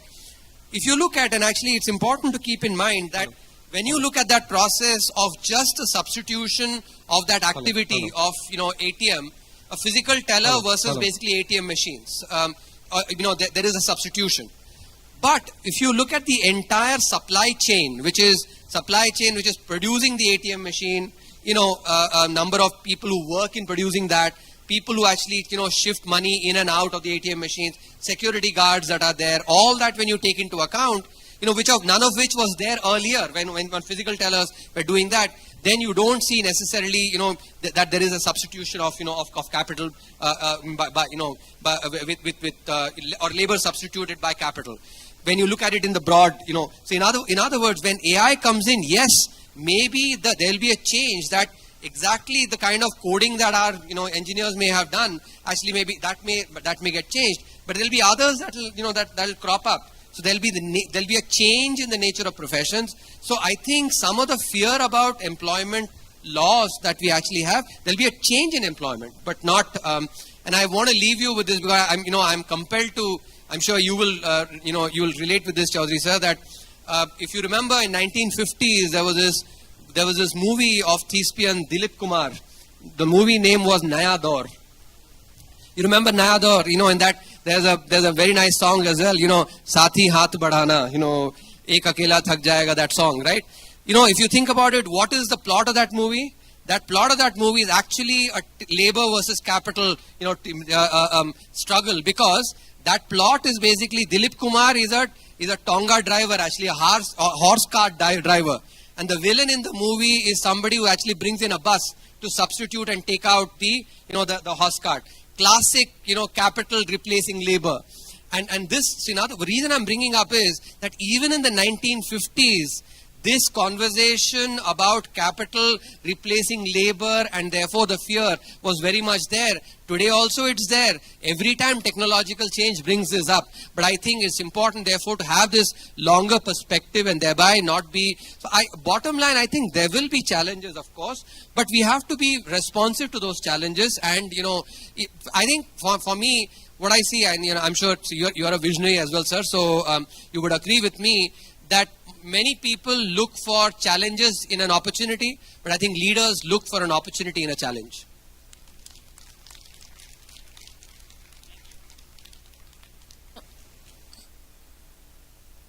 Thank you so much, Mr. Krishnamurthy. We also got to know that... transformation of India's financial sector, particularly in the Can we realm stop of the video, fintech. please? Our AV team has become overactive now with the numbers. Thank you so much. We finally got to know mathematicians also watch movies. I'm not a mathematician, first of all, Man of numbers. Yeah, but I do watch movies. I play cricket also. Nice. With JS's order, I'm requesting if there is one audience question and our speaker is ready to take that. Can somebody pass on the mic, please?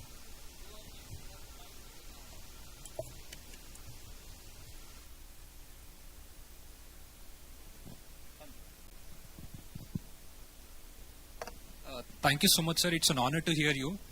Sir, one conversation that I attended in ISB changed the course of my life. I was into social impact space earlier. I was in ISB hearing you present about 5 trillion economy. And there's one particular point that you mentioned, sir. India should focus on infant startups, not which are dwarfs. And India as a nation should invest on infant stage startups and ensure that, like a matured economy, we should ensure that they grow into giants. And that one particular point, using that, I pivoted from social impact space. I studied startup ecosystem for 2 years and then started Nandi Ventures to invest in early stage startups. And along with investments, right now we started Start Hub in Gachibowli to mentor and nurture early stage startups. And as you mentioned, sir, that is the greatest thing happening. And I was part of the jury in this session, sir. No words can suffice the amount of contribution that JSR made to the entire startup ecosystem. A big round of applause for him. Sir, the galaxy of leaders from corporate world you are able to bring together, this is the greatest learning that can happen, sir. For a youngster who is sitting in this place for 3 days, sir, my question is that going ahead, especially with the AI space, where do you see India playing that role? Till date, we are seeing technologies from the developed world and re-engineering that. India should lead that AI transformation, and what we should do on that. Thank you so much. Very good question.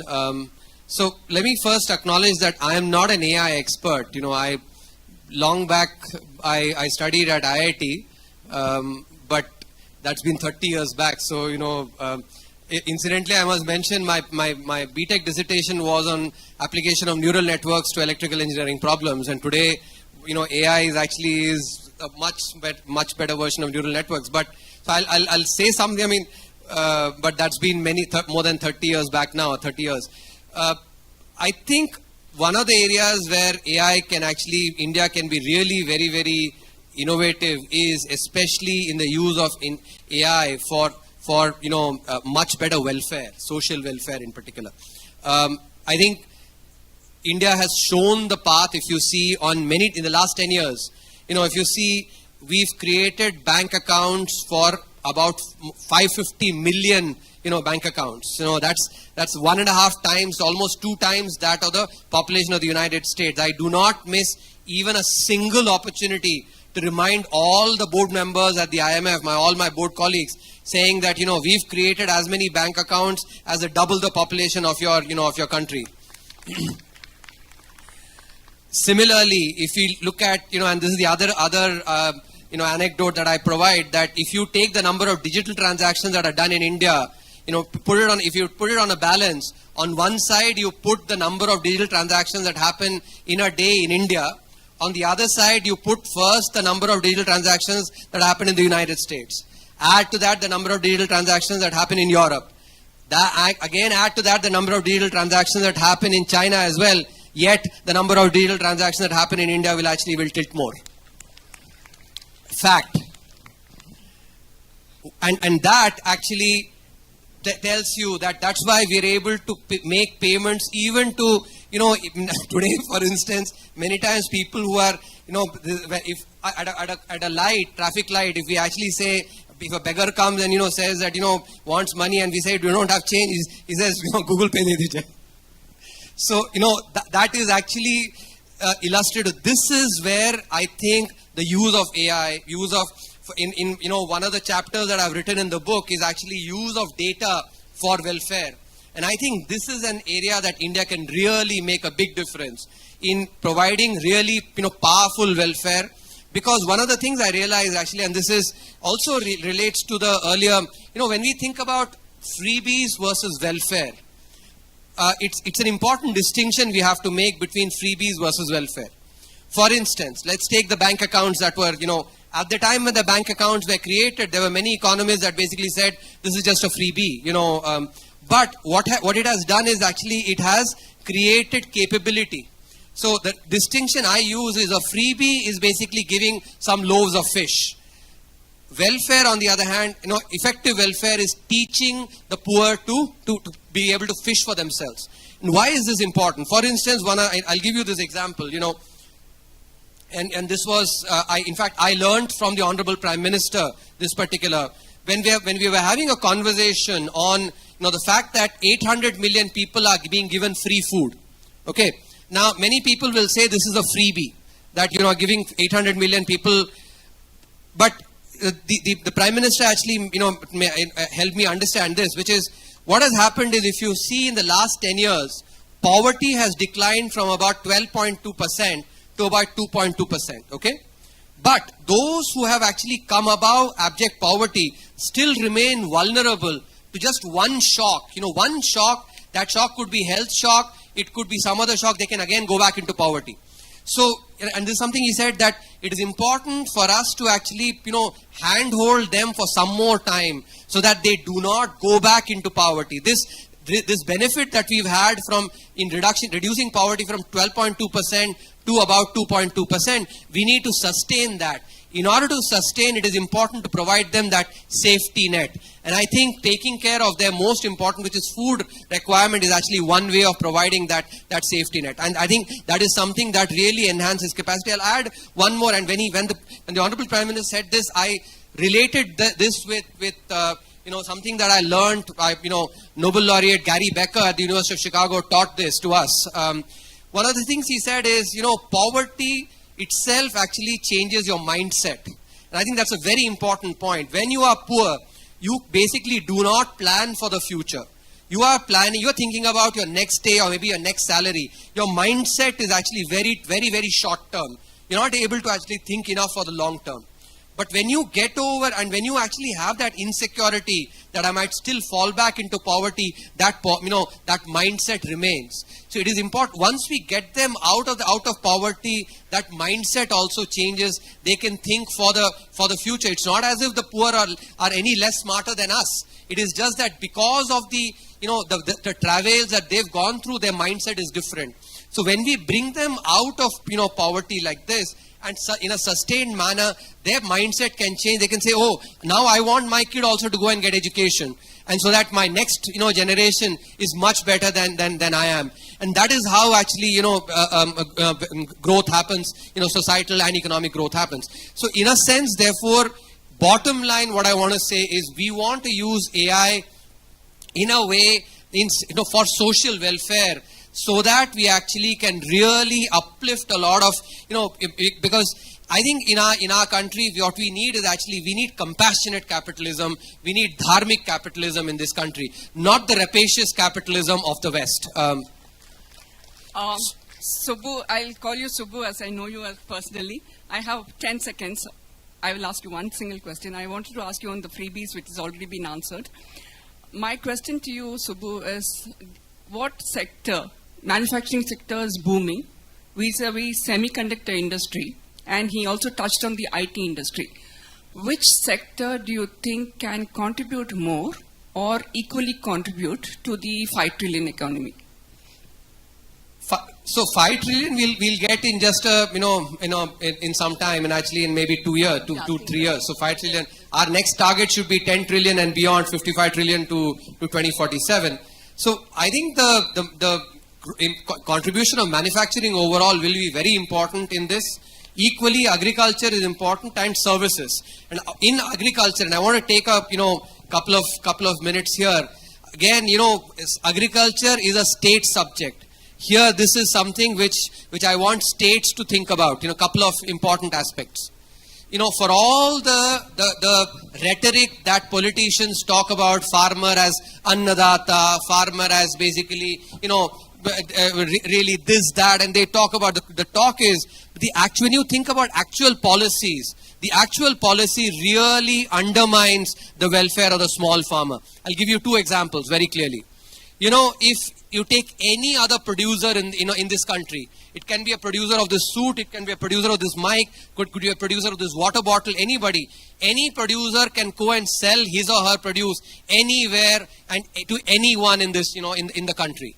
It is only the farmer who is not allowed to go and sell his or her produce to actually whomever he or she wants to go and sell. So this APMC Act actually mandates that they have to go and sell in the local mandi only. And as a result, what happens? I've actually seen this, I've visited and seen a small farmer, builds his, let's say has his produce, he comes in the morning, 8 o'clock, hires a tractor trailer to actually get his produce. The arhatia or the intermediary knows very well this small farmer has no one else to go. He cannot, because he is mandated to sell in this mandi. What does he do? He says he will make this small farmer wait till about 3 o'clock, 4 o'clock. The guy is getting frustrated. He's actually hired a tractor trailer. He's lost 1 day of work to be able to come and sell this. By 3, 4 o'clock, he's desperate. To actually, he says, jo bhi bhav de do bhai, actually main bech deta hu, whatever price you give. And as a result, data shows it. And this is again actually a clarion call for politicians to think. Data shows that among small farmers, if 100 rupees of value added happens, in that 100 rupees, more than 90 rupees goes to the intermediary. The small farmer gets only 10 rupees. So for all the rhetoric of farmer being annadata, are we really respecting the annadata by giving him 10 rupees of the 100 rupees value added? Now, if this is what the farm laws tried to do, and it was a very good reform. Today, states have to do it because agriculture is a state subject. What can they do if basically APMC Act is modified? Simple thing, and all this corporatization, etc., is complete humbug. I can tell you why.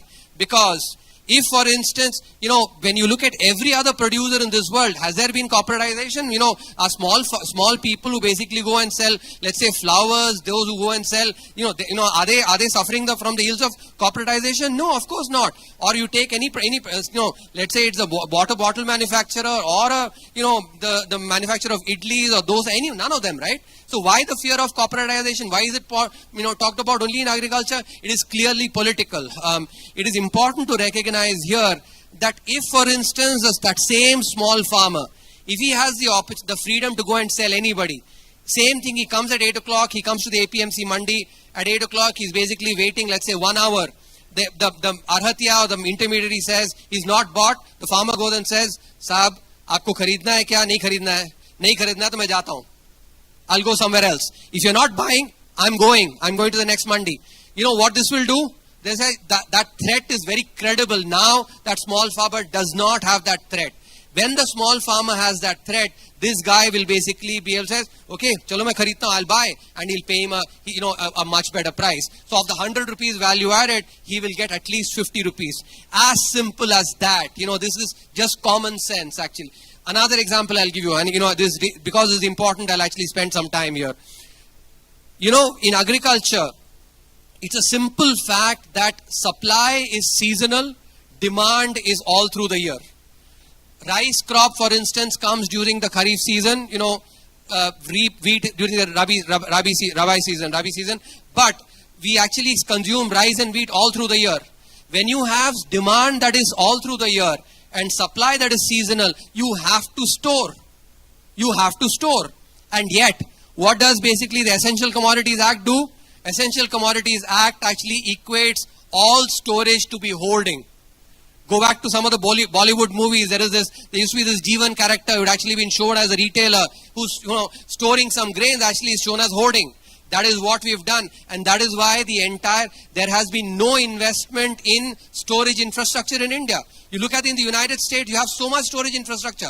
And who gets hurt by this? Again, the small farmer. Because the small farmer cannot go and store his produce. He has to go and sell his produce. And during when the season actually crop is coming, there is huge supply. Obviously, price is low, so he doesn't get enough value for his hard work.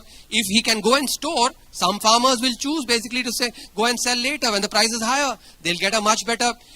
This is just common sense. It's not even economics. And yet we basically, for all the rhetoric of a farmer as Annadata, etc., we are not treating farmer as Annadata at all. We basically just really hurting the small farmer. This is something that states have to do. So agriculture is incredibly important, another sector, but for that actually the biggest onus is on states to reform, and this is something that we all of us, we as consumers will also benefit from this. Hello. Thank you very much. I would just like to add one point here to let know the commitment of what Professor K.V. Subramanian brought here. As we all know, actually we scheduled his keynote on day one, the first keynote, but he had a meeting with Prime Minister Modi on the same day, and right after that he had a meeting with Pakistan delegation. Few hours after that, he straight away traveled from US to Hyderabad. He could have easily said no, but he stood by his word to come here and deliver the keynote. Thank you very much, Professor KV. Thank you very much, Dr. Krishnamurthy. It is indeed an honor. You are not only a good speaker, but I am sure everybody's got an adrenaline rush after you spoke. And there is a lot of math running around. It's an honor for ISF 2024 to honor you with a Lifetime Achievement Award. Can we have the AV, please? Driving force behind the transformation of India's financial sector, particularly in the realm of fintech. As the 17th Chief Economic Advisor, he championed key reforms that modernized India's banking and digital payment systems, setting the stage for a fintech revolution. His strategic vision has helped enhance financial inclusion and digital governance, aligning India's economy with cutting-edge technology. With academic credentials from IIT Kanpur, IIM Calcutta, and the University of Chicago, Subramanian brought deep expertise to critical financial reforms. His work with SEBI and the Reserve Bank of India has strengthened corporate governance and financial stability, while his leadership continues to guide India's position in the global fintech landscape. Currently, as India's Executive Director at the IMF, he remains at the forefront of innovations shaping the future of finance.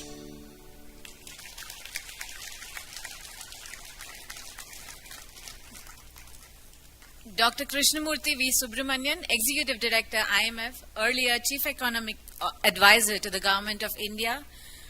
We are honored to present you with the Lifetime Achievement Award 2024 to recognize and honor the exceptional and outstanding contributions you have made to the financial and to the fintech sectors.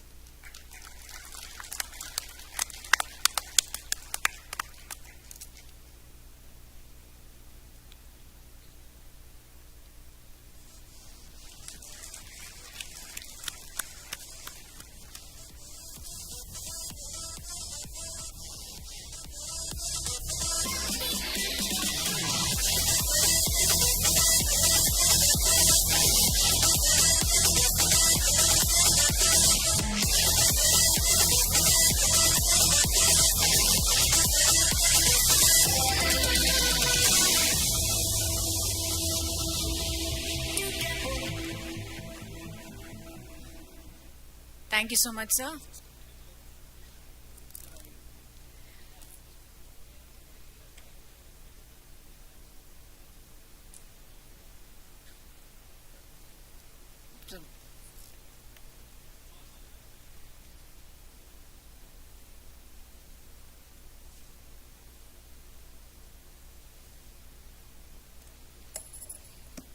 Hello.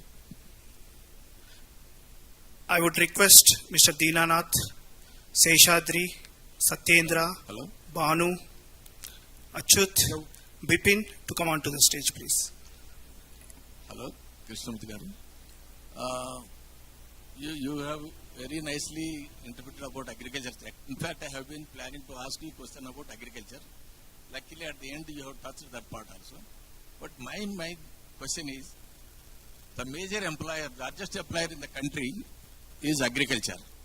You said Japan has got 26% growth and India can get 15. I feel India can get more than Japan, provided Indian agriculture is properly taken care of, like Prime Minister P.V. Narasimha Rao took care of the entire Indian industry, economy, by unshackling it. If Mr. Modi, who is able to do Jamli and could take Kashmir as a part of the country, he only can do and unshackle this great elephant called agriculture, largest employer, who can create greatest employment and create great wealth also for this nation, and we can exceed even the Japan 26, we can become 30 also, and we can touch very near to America. May not become number one, but we can definitely become one of the largest second economy in the world, provided agriculture is second. There are so many hurdles for the Indian farmer, right from production to the marketing. He cannot decide the price. Even before product producing, he is put to unbearable problems. His vote is required by the nation, by all the politicians, but he is totally neglected. But laborer is given more preference by the government for vote's sake, but the largest employer in the country who is producing food and enriching the economy is totally neglected. And if he is taken care of properly by controlling this Narega, where labor shortage is killing the farming agriculture, whatever medicines, agriculture, non-agriculture, organic, inorganic, leaving all this, farmer is capable of doing all research by himself and can rise. Like Indian economy has come up. When Narasimha Rao thought that if just you don't create hurdle for the Indian industries, country will develop. That same thing can happen in agriculture, provided Mr. Modi can take a decision. He alone can take a decision. Since you have got access to him, please convince him before Jamli and other things, he can do this and do the Jamli also. We need only one president for the country instead of Prime Minister and all, and that person like Modi can do it, and agriculture should be unshackled, which can create largest employment for the country. Thank you. So here, as I said before, I think we have to recognize it was tried, we know very well, with the Farm Bill, and we saw the kind of opposition that was, and it was actually portrayed as the center trying to actually get into the domain of the states, that this is the power of the states, because agriculture is a state subject. And that is how it was portrayed. No, I think we have to be actually, practical here and recognize that we have to put onus on, our chief ministers as well. We cannot, just because, see, the thing is, somebody who does good work, only he should do all the work and others should basically not do any work, is something that is not acceptable to me. The simple fact is that agriculture is a state subject. Why should not we be expecting the state chief minister to actually free agriculture? The shackles that are imposed on agriculture is a state subject. So if the farmer, the small farmer is really the Annadata, why can't the chief minister go and really respect the Annadata by doing these reforms? I think it is, in my opinion, it is fair to ask, because the chief minister enjoys enough power as well. So, power and responsibility come together. It cannot be that only somebody who actually, does, and we, keep all the onus, put all the onus on only him, and cut slack for those who basically don't want to take the responsibility. We have to put the responsibility. In my opinion, I absolutely have, because I'm telling you, actually, when I was with the government at that time, and it was tried, the Farm Bill, and we saw the entire opposition. It is something, after that, now again, for us to expect, is something is basically expecting the sky. Now, the responsibility has to be squarely put on the states. It is a state subject. and state chief ministers have to walk the talk. When they talk that Annadata, farmers are Annadata, let them walk that talk by actually freeing agriculture, because it's a state level subject. Sir, one thing. We'll have offline discussion. No, Nagana garu, we don't have time. We'll have offline discussion. Now, on behalf of all our ISF volunteer team, we really want to thank you for coming all the way to talk to our ISF startups and the ecosystem. Thank you so much, KV. My only request to you is, how do you help us to take this momentum to go up with all your connections, network? Because we believe that we don't tell our conferences as a conference. It's a networking conference. We believe network is the network.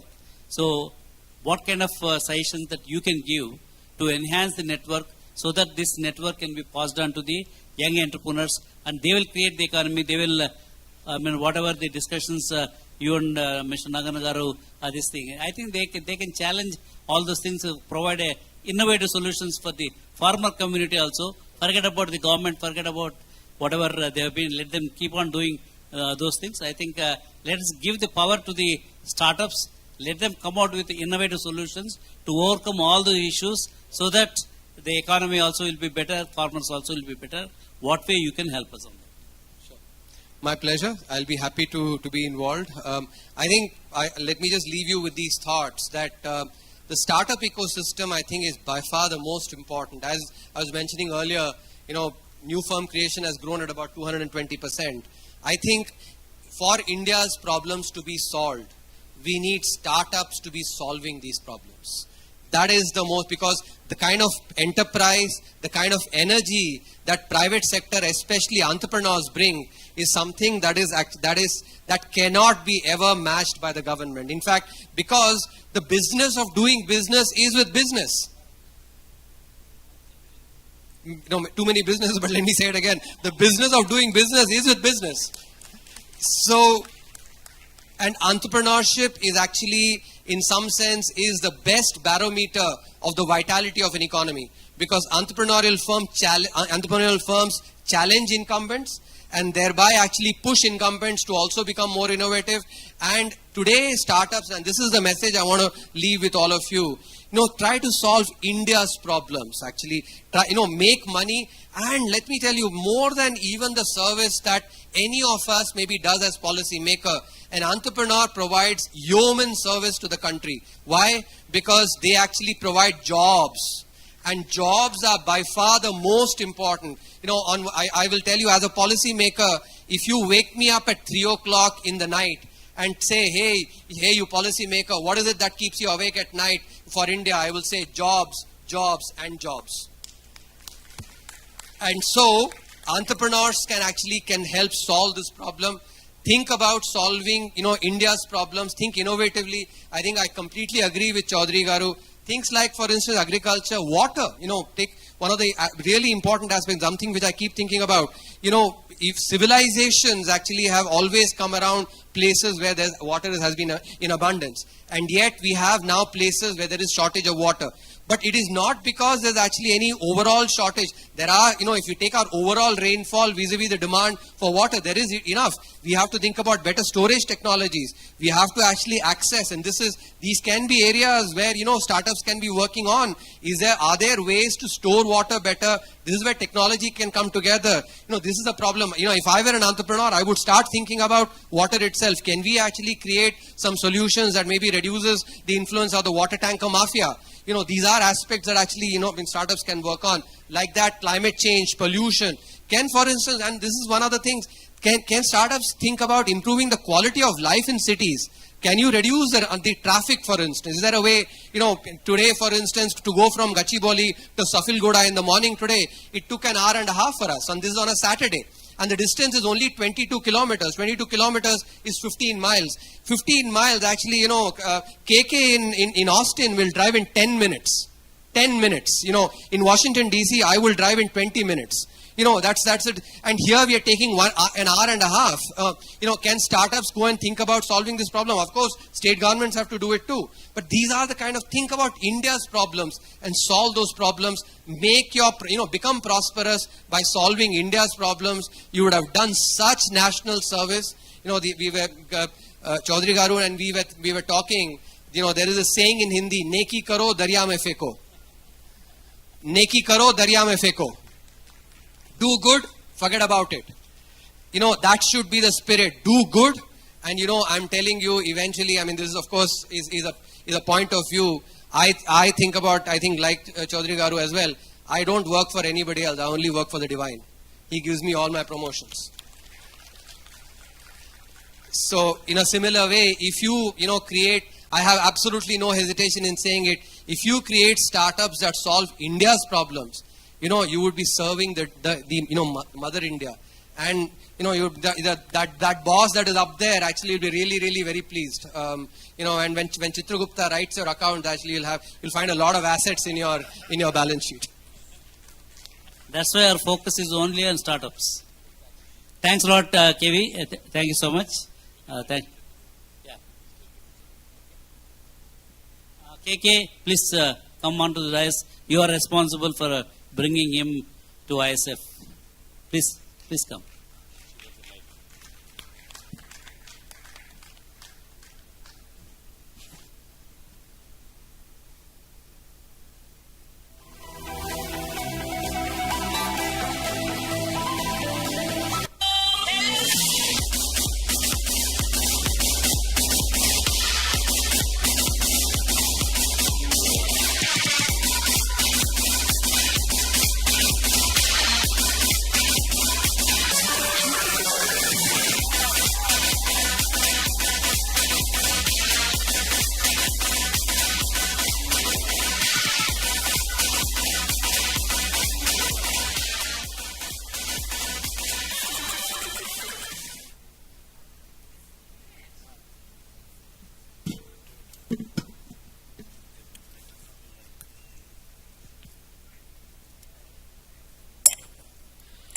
All that you have witnessed in the last 3 days, all that you have experienced in the last 3 days has been the result of the tremendous hard work, smart work, and work that has been put together by all the ISF core volunteers.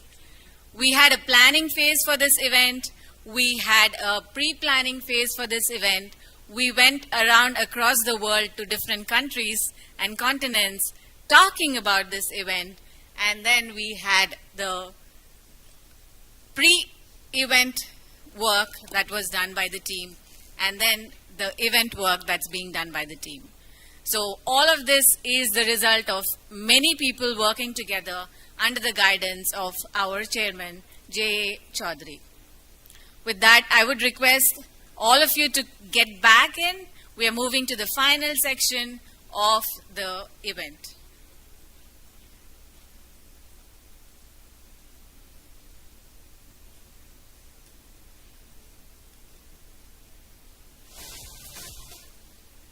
Request all the volunteers to please stay back. This moment is for you.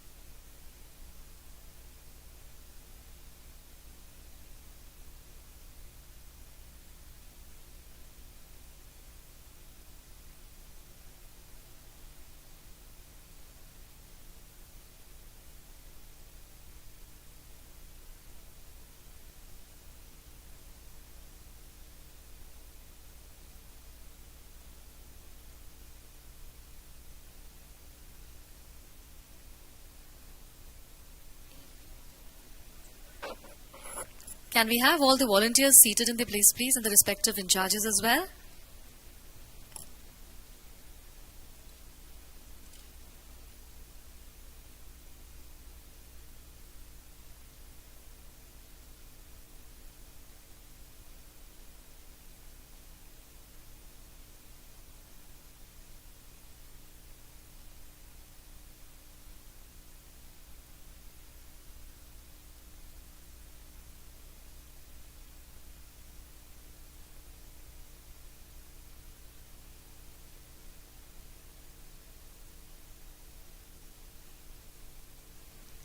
Requesting all the volunteers to please take your seat.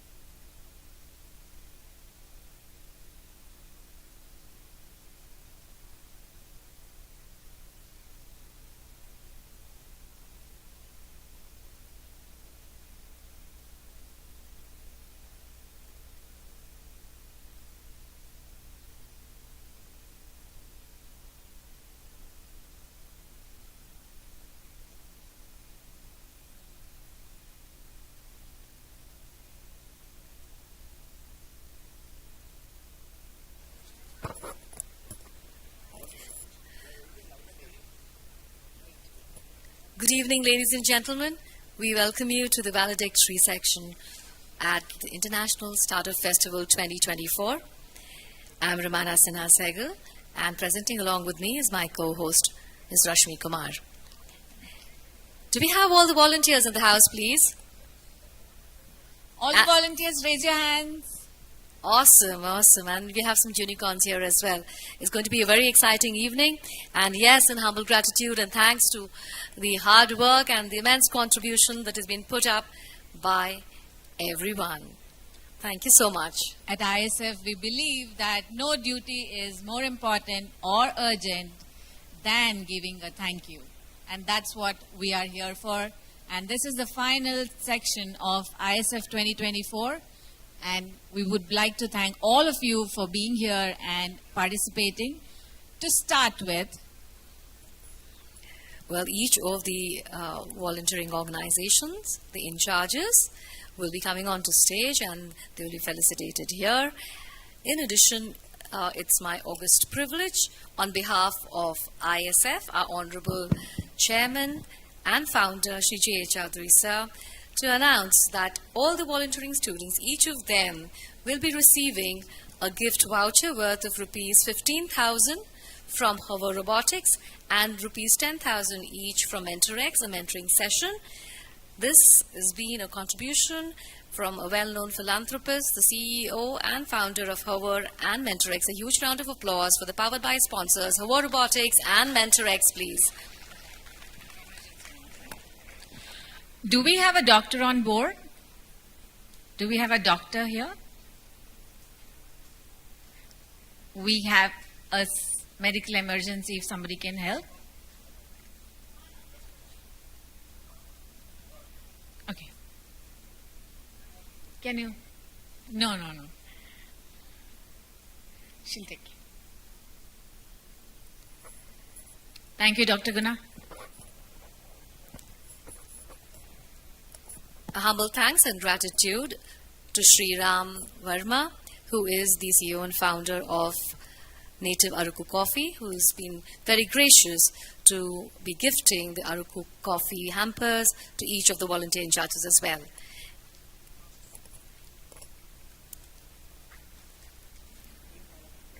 Yeah. To start with, could we have the team from VNR Vignan Jyoti Institute of Engineering and Technology? I would like to call the faculty volunteers, Dr. Kiran Chakravartalu,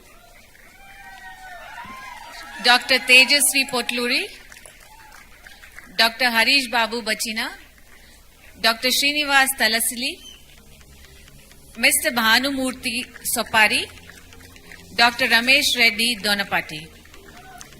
Huge round of applause. Thank you so much.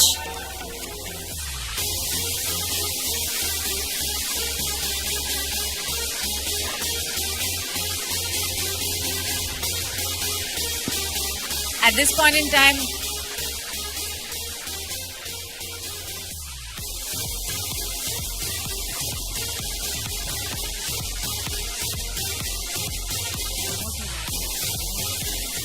can we call all the student volunteers to come in for the picture? No.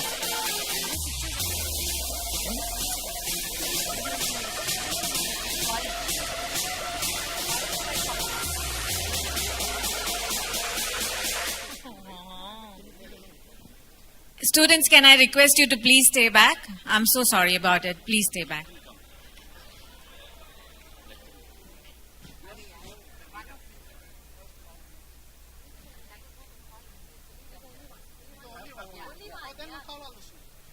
Can we have all the students up on the stage, please? A huge round of applause for yourselves. Like the energy in the room. Awesome. Quick, quick. Yeah, really speed up on your footwork.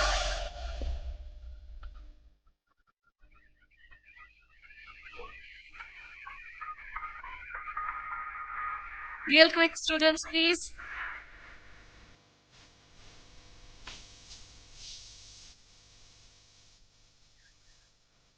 Next, we have CVR College of Engineering. I would request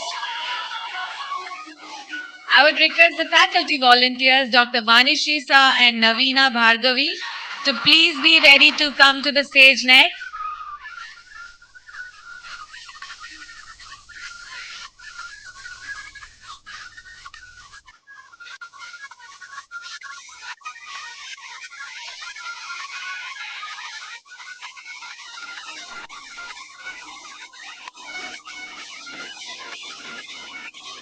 Up next, we have CVR College of Engineering.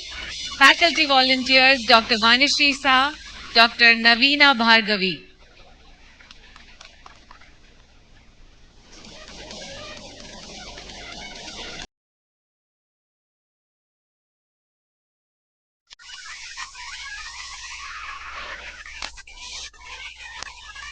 It's CVR College of Engineering on stage, please. Huge round of applause. Thank you, faculty members. Students, please come up on the stage very quickly.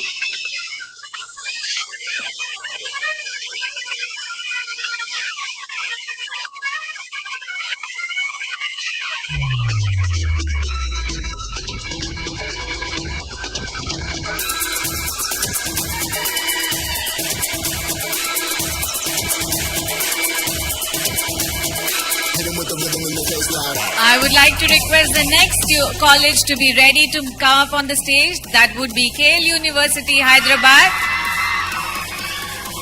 I would request faculty volunteers, Mr. T. Karthik, Dr. B. Mohan Rao, Dr. Vijay Kumar, to please come up on the stage and collect a felicitation for the volunteers from KL University, Hyderabad.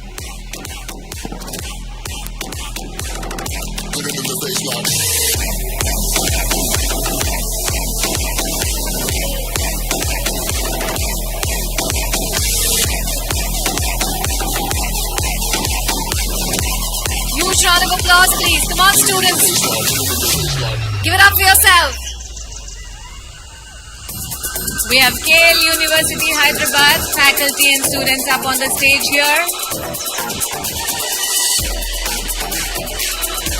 Thank you, faculty members, Mr. Karthik, Dr. B. Mohan Rao, Dr. Vijay Kumar. Students, please join in for the photograph.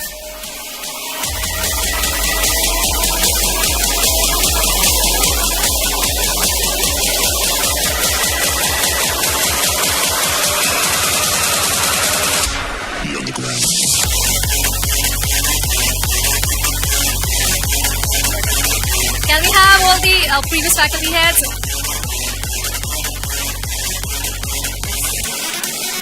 We have our Honorable Chairman and Founder Shri J. Chaudhary sir joining us. Huge round of applause, all the students.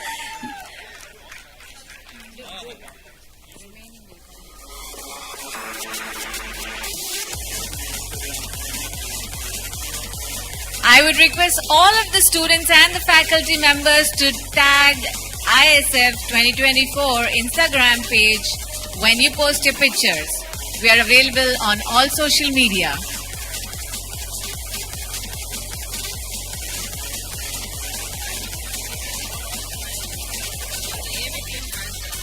Can we have all the volunteer heads on stage for a group picture?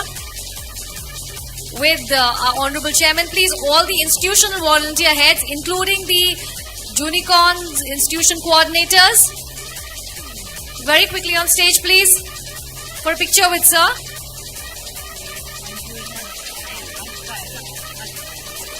Alright, we move on to the next college. We have G. Narayanamma Institute of Technology and Science, and request the faculty volunteers Dr. N. Kalyani, Bhageshwari Ratkal, B. Amrita, T. Neha Bajaj, Dr. Aradhana Subramaniam. From G. Narayanamma Institute of Technology and Science. Huge round of applause.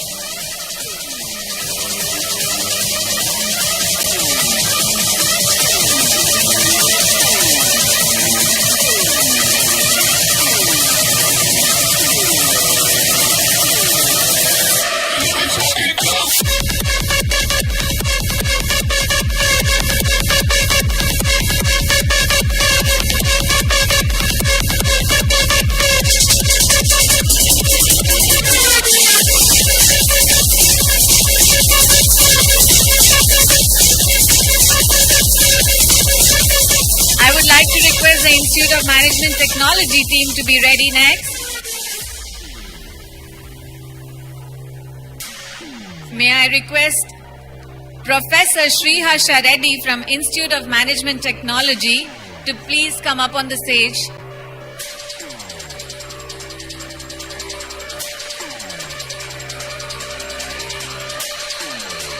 Faculty volunteer Professor Sri Harsha Reddy from Institute of Management Technology.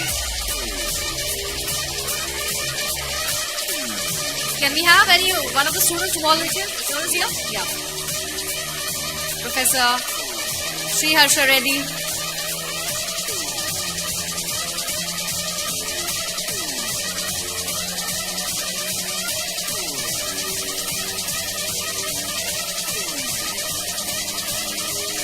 If we don't have Professor Sri Harsha Reddy, can we have one of the student volunteers to please come up and collect the... Do we have students? All the IMT volunteers, please come onto the stage.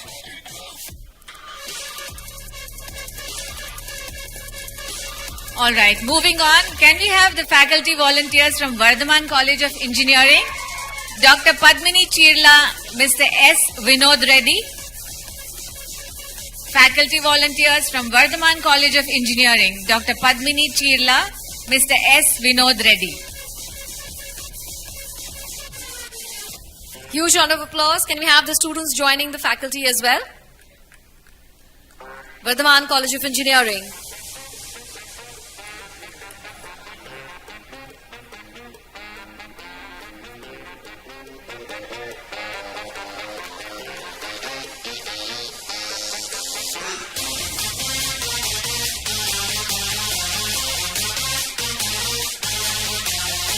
We are grateful to our Powered by partners, Over Robotics and MentorX, for gifting all the student volunteers the vouchers of rupees 15,000 each, and from MentorX rupees 10,000 each, a total of 25,000 in association with ISF.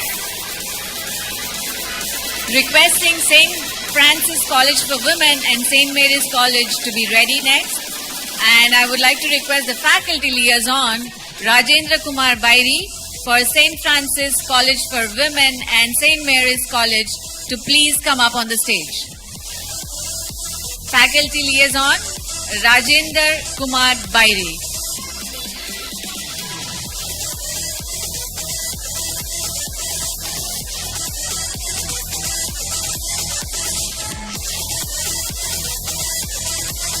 faculty liaison, Rajendra Kumar Bairi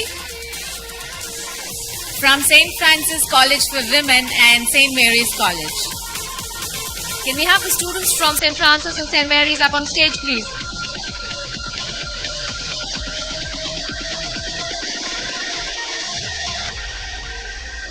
Student volunteers from St. Francis and St. Mary's.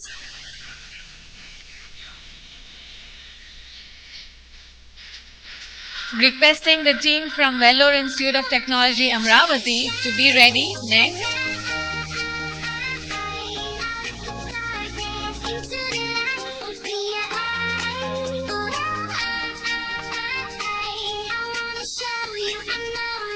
Can we have the faculty volunteer Dr. Amit Chawar from Vellore Institute of Technology, Amravati to please come up on the stage. Request the students also to please join for the photograph. Vellore Institute of Technology, faculty Dr. Amit Chavan.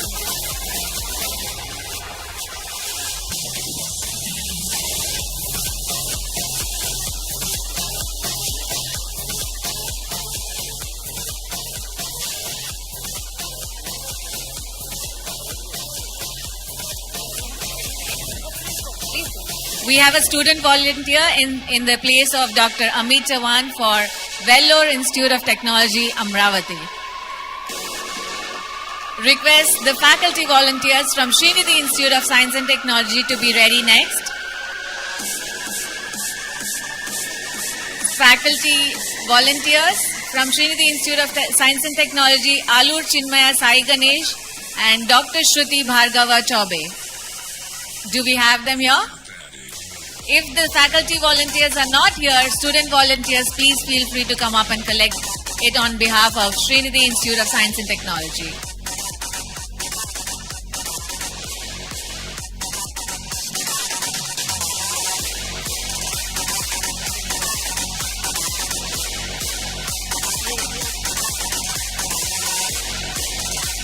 All the volunteers, please stay back. Soon after the valedictory, we have a music concert by the sensational Asha Kiran. While we are felicitating the student volunteers, we also would like to invite Dr. Rameshwar Rao from ESCI to please come up on the stage for an MOU exchange between ISF and ESCI.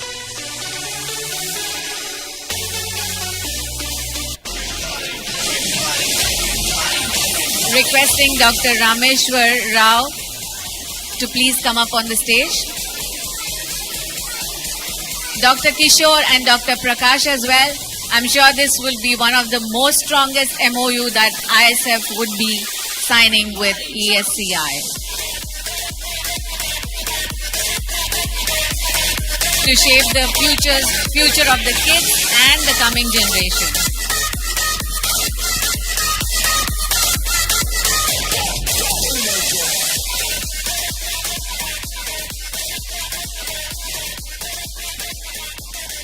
Up next, I would like to request ICFAI Foundation for Higher Education volunteers to please come up on the stage. Anjali Bhatt Manda, Lokeshwari Eragama Reddy, please be ready to come up on the stage next.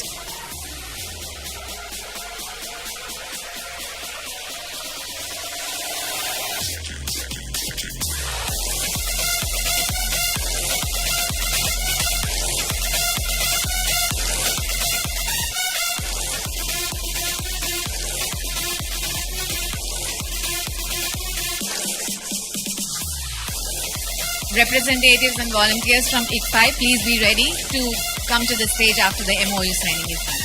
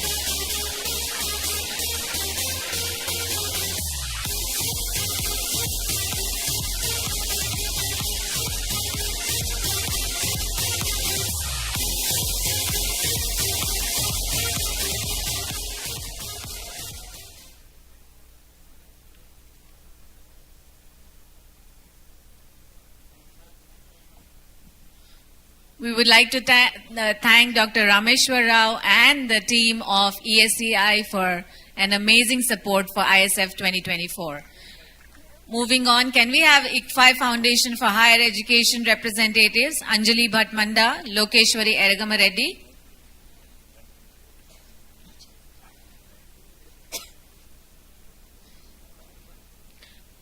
Requesting Keshav Memorial Institute of Technology volunteer Sai Charit Reddy, Bai Reddy to be ready to come up to the stage next.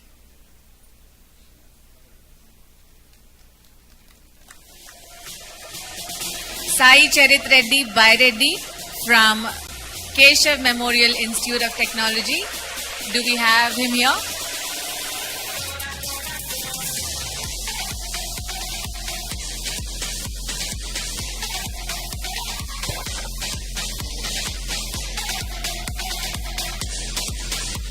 Can we have the volunteers from Student Tribe, Amarnath Retadi, ISF Core Volunteer Amarnath Retadi to please come up on the stage from Student Tribe. Student volunteers, please feel free to join Amarnath for a beautiful picture.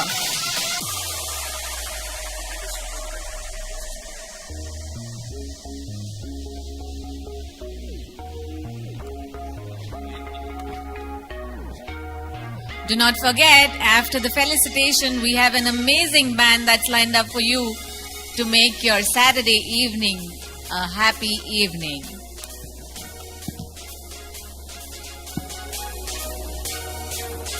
The vocalist for that band would be Miss Asha Kiran, a well-known playback singer, and she will be presenting some amazing soundtracks.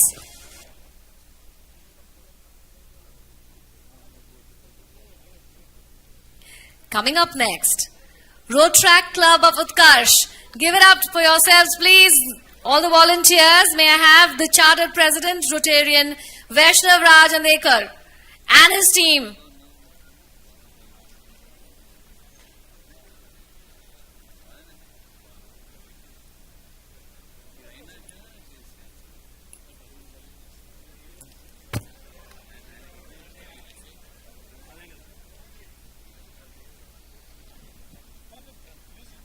We have the team from Road Track Club Utkarsh, Chartered President Rotarian Vaishnav Raj Andekar.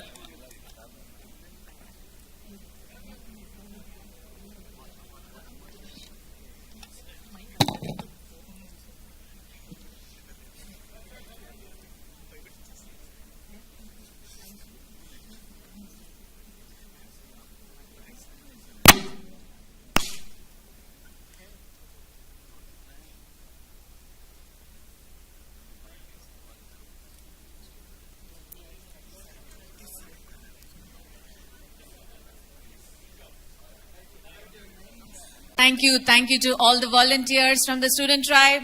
Next we have Road Track Club Utkarsh, Chartered President Rotarian Vaishnav Raj Andekar. Huge round of applause, please.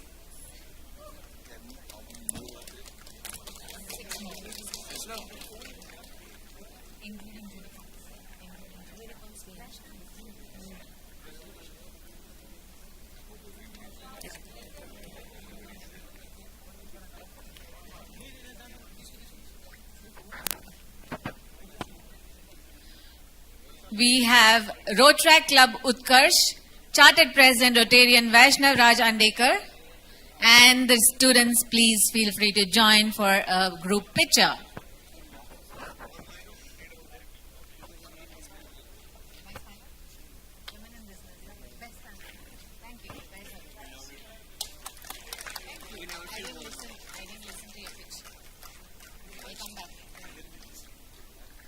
Requesting the World Trade Center volunteers to be ready to come up next. Requesting all the guests and delegates and the Lifetime Awardee winners to please stay back for a lovely musical band that's in store for you next by Asha Kiran Band.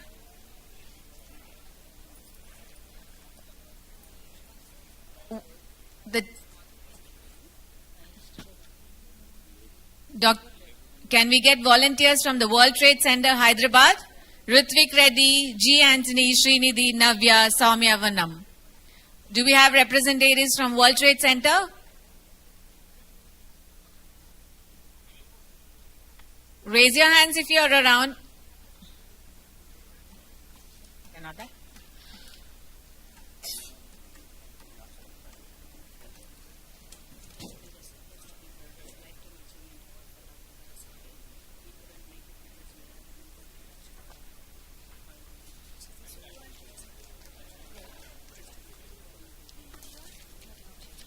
Do we have representative from World Trade Center, Hyderabad? Okay, we'll have this. Can we have Microsoft, IBM, Uber Club, Sports Angel Network, volunteers, Aditya?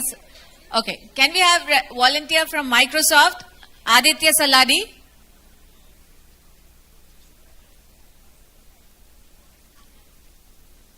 Do we have Aditya Saladi here? IBM volunteer Radha Krishna Bolineni.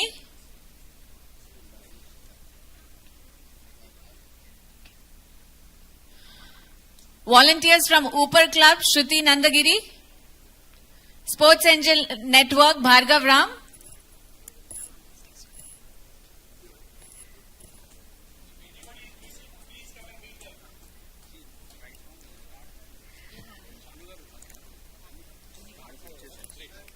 The last segment, very quickly. Please put your hands together.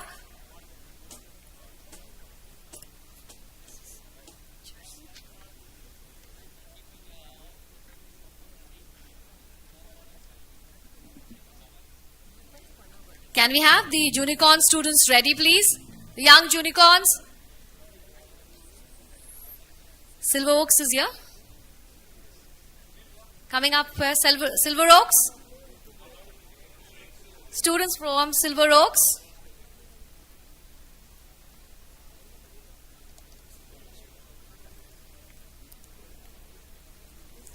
May I invite the volunteer in charge,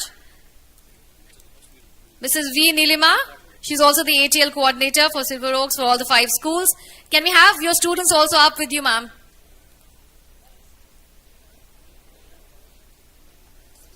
Soon after this group picture, we'll have the first unicorns.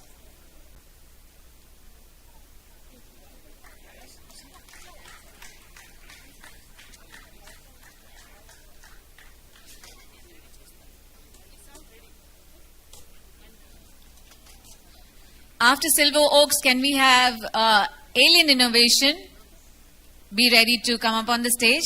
Tagire Ravi Kiran.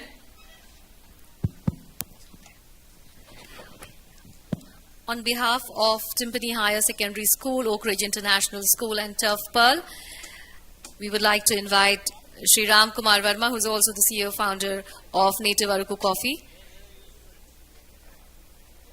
Silver Oaks International School students, the unicorns, meeting with our Honorable Chairman.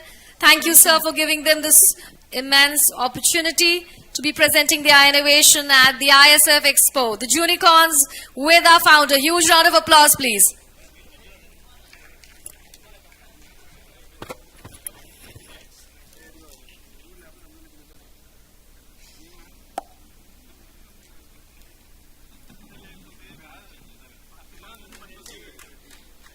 On behalf of Timpani Higher Secondary School, Oak Ridge International School and Turf Pearl, can we request Ram Kumar Verma to please come up on the stage?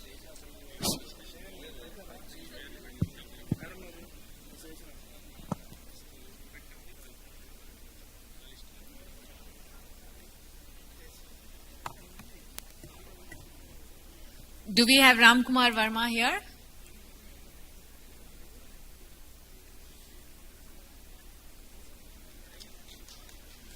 On behalf of Sri Satya Sai Loka Seva Gurukulam, can we have Vinay R. Huli to please come up on the stage or be ready to come up on the stage next?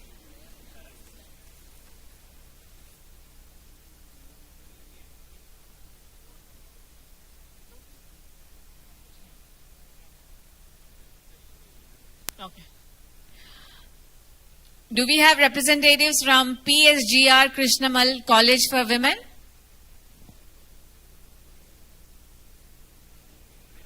I'm assuming no. Do we have representative from Young Tinker Education? Abhishek Shukla?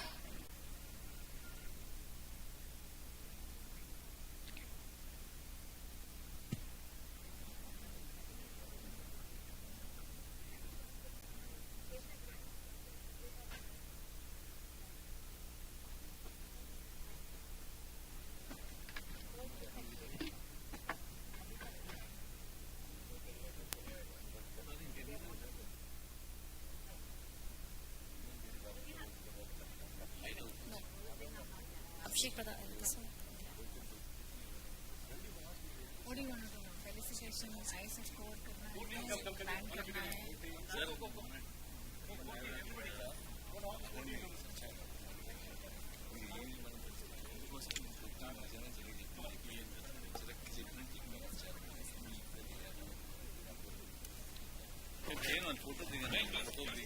We have the ISF volunteers.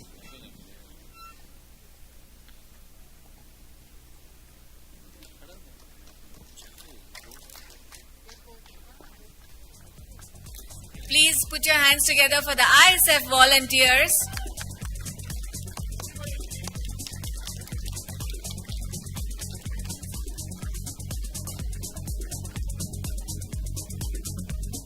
Thanking all the ISF volunteers for supporting us throughout the event.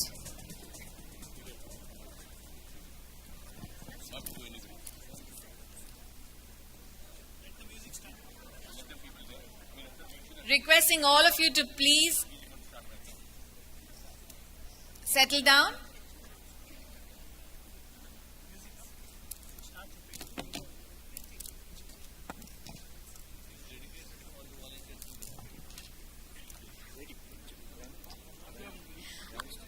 Thank you, Jay Garu. Request you to please take your seat.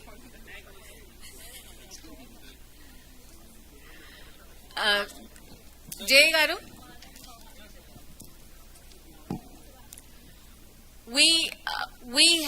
We did have a Lifetime Achievement Award for Dr. Vyas, who couldn't make it to the event.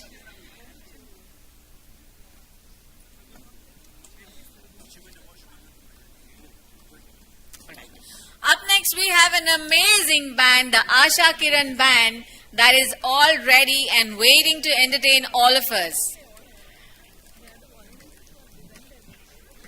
So without further ado, let me give it up to the Asha Kiran Band. I'm sure you will get energized. Let's give them a huge round of applause and welcome them to the stage. Hello everybody. Hi. Good evening everybody. It's nice to be here. Please enjoy the show. We'll start with Mahaganapati. Start with them.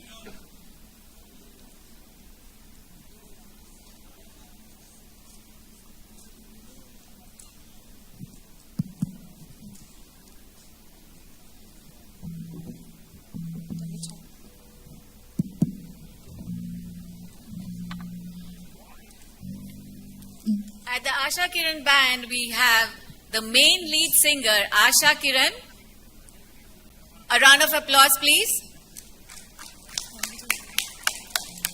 We have Nitesh on guitars. Hari Vamsi on Ridangam and clapbox. We have Sai Charan on keys. Onyx on bass guitars, and Ramana sound engineer. While they're getting ready to perform for us, let me call upon Mr. J. Chaudhary to please come up on the stage and give away the Lifetime Achievement Award for Dr. Vyas to their representatives, Nripal Punnugoti and Sri Lakshmi. Requesting J. Chaudhary Garu to please come back on the stage. I'm really sorry, sir. Can we have the AV for Dr. Vyas played? Titan in forensic science. As the founding Vice Chancellor of the National Forensic Sciences University, He has revolutionized education and research in this critical field.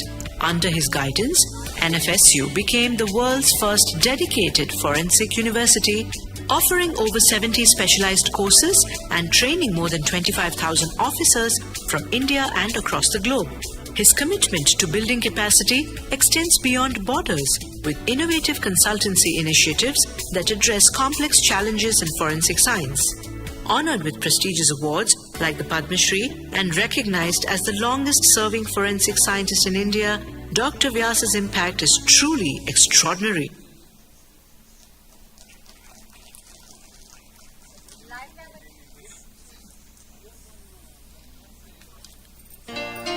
Lifetime Achievement Award for Dr. Vyas, collected by Nrupul Pulugoti and his wife Sri Lakshmi.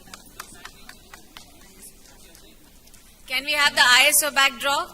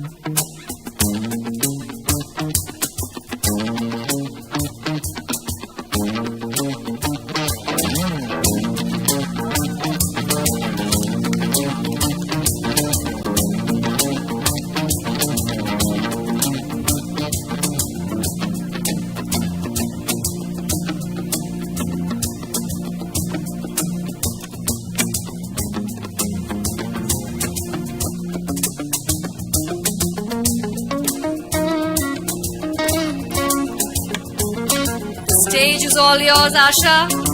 The band, Asha Kiran. Thank you, Romana. Thank you so much.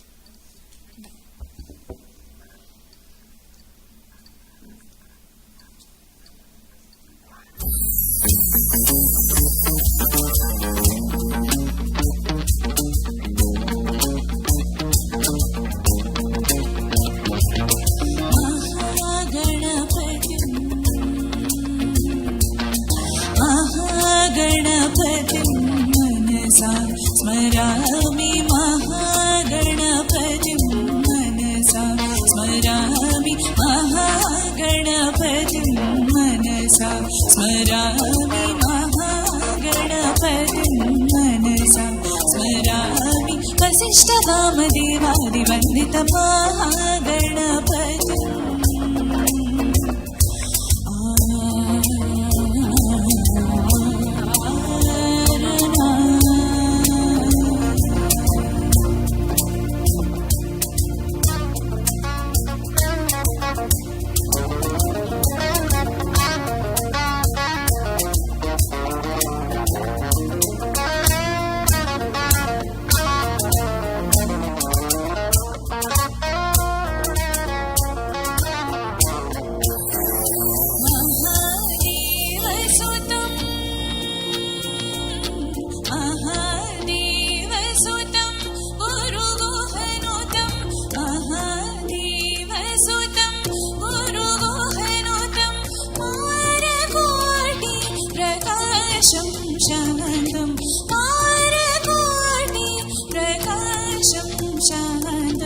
महाकाव्यनाटकारी प्रियम्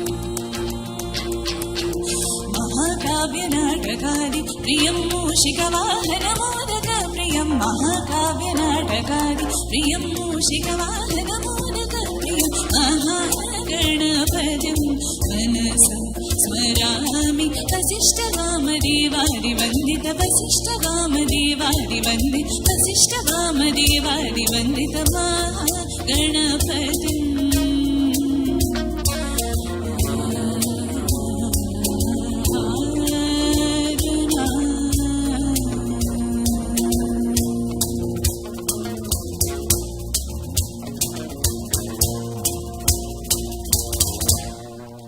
Thank you so much. Thank you.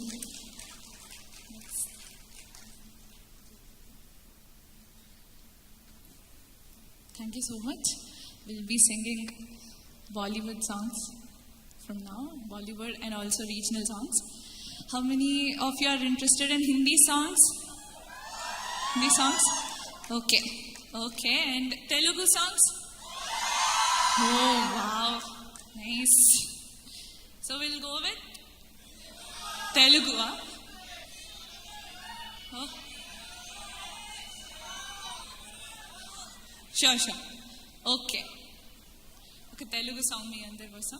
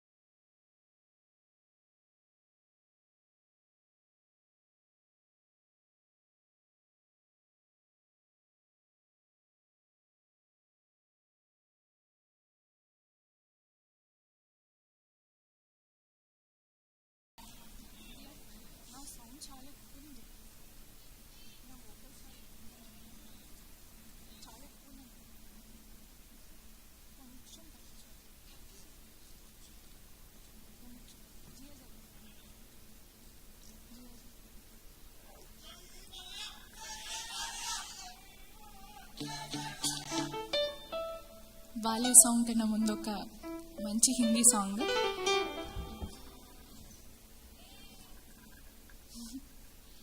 Okay,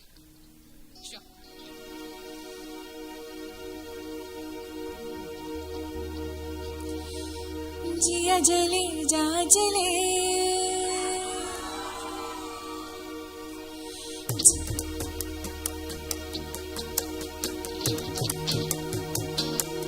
जिया जले जा जले nano तले चले धुआं चले रात भर धुआं चले जानू ना जानू ना जानू ना सखीरी जिया जले जा जले नैनो तले धुआं चले रात भर धुआं चले जानू ना जानू ना जानू ना सखीरी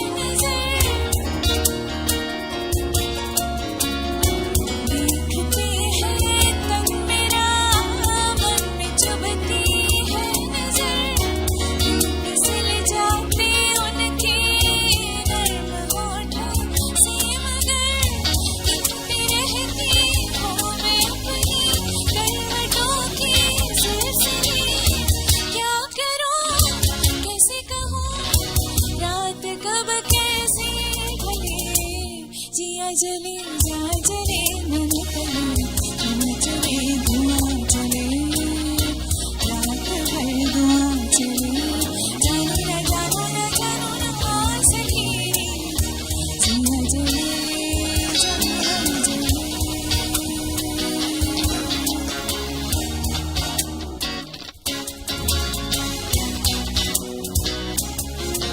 कल कुरसल्ली कुर्व कुइलल्ली मारणमयिल्ली कल कुरसल्ली कुर्व कुइलल्ली मारणमयिल्ली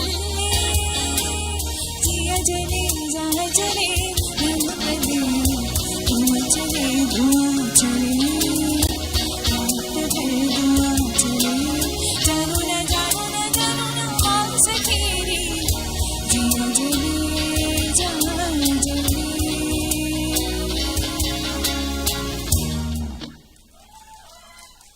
Thank you so much. Thank you.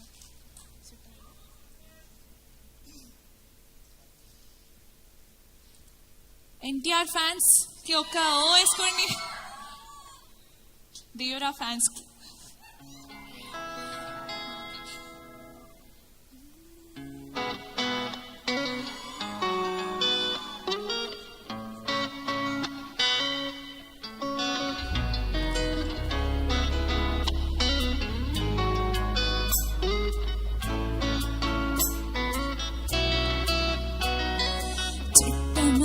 చుట్టేస్తాంది తుంటరి చూపు ఊరికే ఉండదు కాసేపు అస్తమయం నీ లోకమే నామై మరపు చేతనైతే నువ్వే నన్నా పూరా నా నిద్ర పలాస నీ కళ్ళకి చేసా నీ కోసం వయసుగా తిరిగాసారా పోగేసా నీ గుండెకు వచ్చేసా ఈ రకపు రంగం సిద్ధం చేసా ఎందుకు పుట్టిందో పుట్టింది ఏమో నువ్వంటే పుట్టింది పుడతానే నీ పిచ్చి పట్టింది నీ పేరు పెట్టింది వయ్యారం ఓడి కట్టింది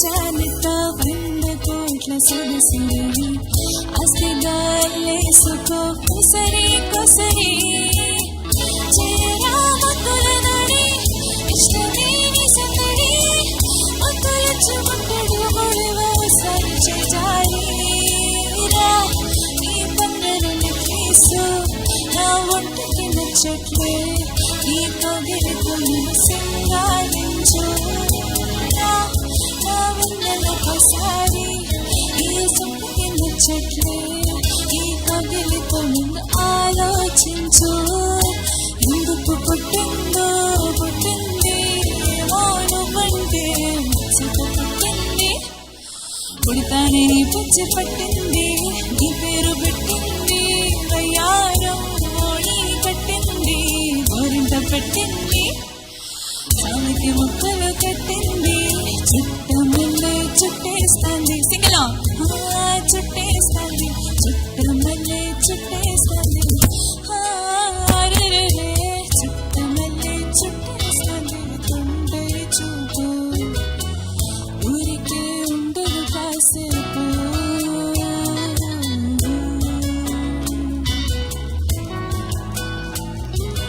థ్యాంక్ యూ సో మచ్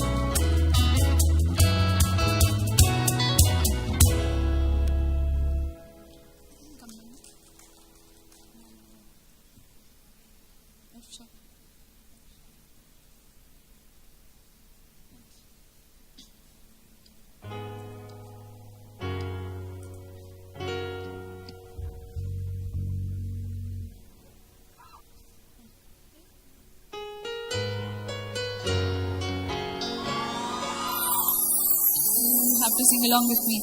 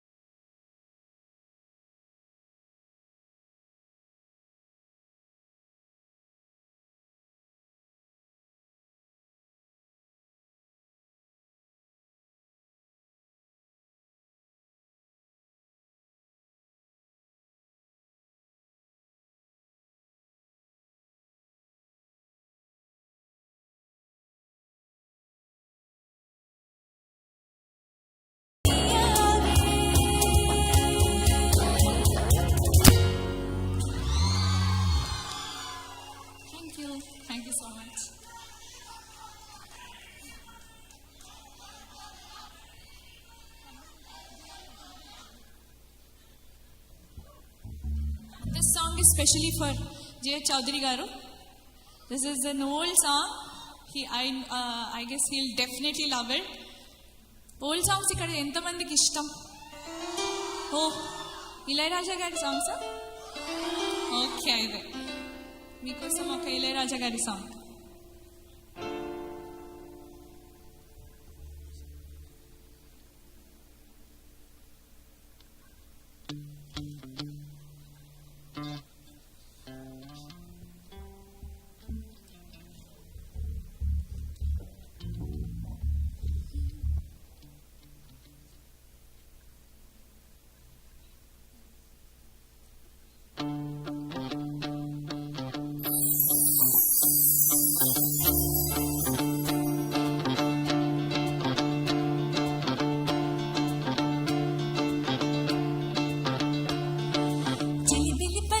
చిలిపిగా పలికిన ఓ మైనా మైనా కిలకిల నగవల బలపల చిలికిన ఓ మైనా మైనా మిలమిల మెరిసిన తార మిన్నుల విడిన సితార మిలమిల మెరిసిన తార మిన్నుల విడిన సితార మధువుల పెదవుల మమతల చిలికిన ఓ మైనా కలలను పెంచకు కలతలు దాచకు ఏమైనా ఓ మైనా బిలిబిలి పలుకుల చిలిపిగా పలికిన ఓ మైనా మైనా కిలకిల నగవుల బలపల చిలికిన ఓ మైనా మైనా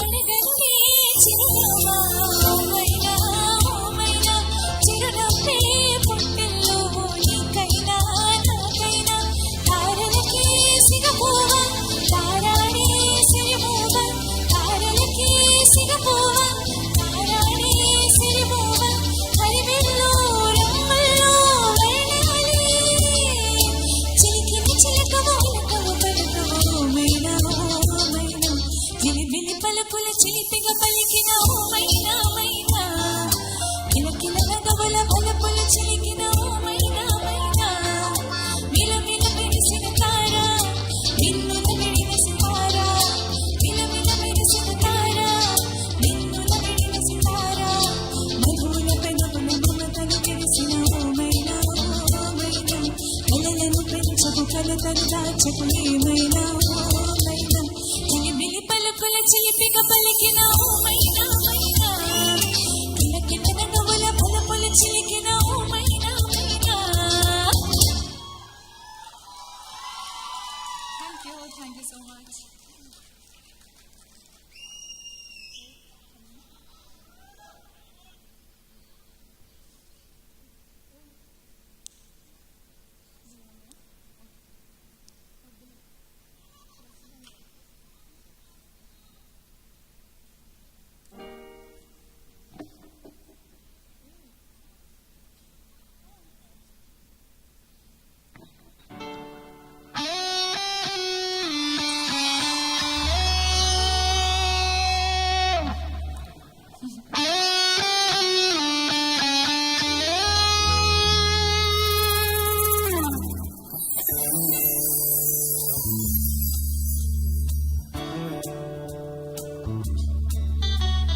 కమ్మని ఈ ప్రేమ లేఖనే రాసింది హృదయమే ప్రియతమా ఈ వచట కుశలమా నీ నిజత కుశలమే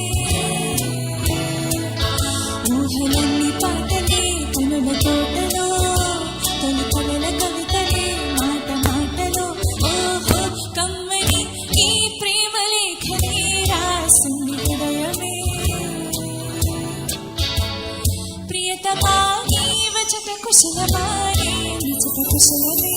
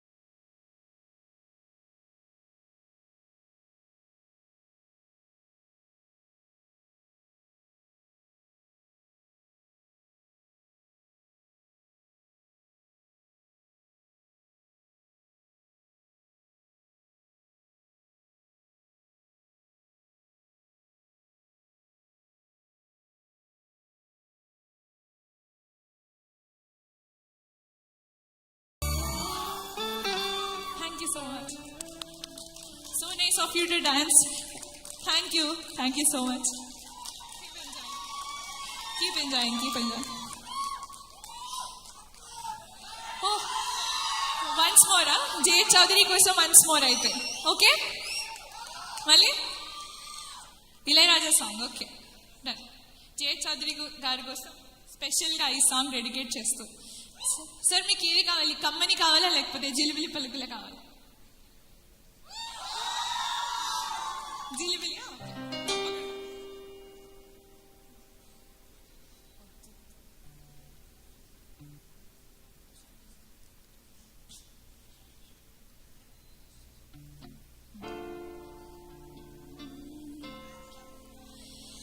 జిలిబిలి పలుకుల చిలిపిగా పలికిన ఓ మైనా మైనా, కిలకిల నగమల బలపుల చిలికిన ఓ మైనా మైనా, మిలమిల మెరిసిన తారా, మిన్నుల విడిన సితారా, మిలమిల మెరిసిన తారా, మిన్నుల విడిన సితారా, మల్లిగ పెదవుల మమతలు మెరిసిన ఓ మైనా మైనా, కలలను పెంచకు కలతను దాచకు ఏమైనా ఓ మైనా, జిలిబిలి పలుకుల చిలిపిగా పలికిన ఓ మైనా మైనా, కిలకిల నగమల బలపుల చిలికిన ఓ మైనా మైనా.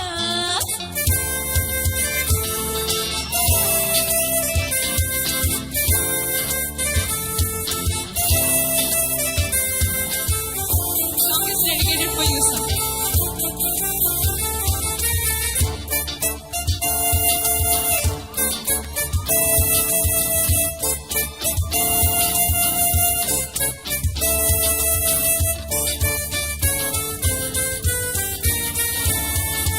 అడగనులే చిరునామా ఓ మైనా ఓ మైనా, చిరునవ్వే గుండెల్లో నీకైనా నాకైనా, తారలకే సిరపోవా తారాడే సిరిమోవా, తారలకే సిరపోవా తారాడే సిరిమోవా, హరివెల్లో రమ్మల్లో వర్ణాలే, చిలికిన చిలకవు ఉలకవు పలుకవు ఓ మైనా ఓ మైనా, జిలిబిలి పలుకుల చిలిపిగా పలికిన ఓ మైనా మైనా, కిలకిల నగవుల బలపుల చిలికిన ఓ మైనా మైనా, మిలమిల మెరిసిన తారా, మిన్నుల విడిన సితారా, మిలమిల మెరిసిన తారా, మిన్నుల విడిన సితారా, మధువుల పెదవుల మమతలు మురిసిన ఓ మైనా ఓ మైనా, కలలను పెంచకు కలతను దాచకు ఏమైనా ఓ మైనా, జిలిబిలి పలుకుల చిలిపిగా పలికిన ఓ మైనా మైనా, కిలకిల నగవుల బలపుల చిలికిన ఓ మైనా మైనా. Thank you so much, sir. Thank you so much.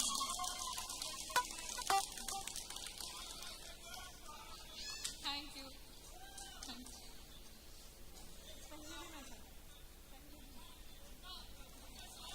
Huh?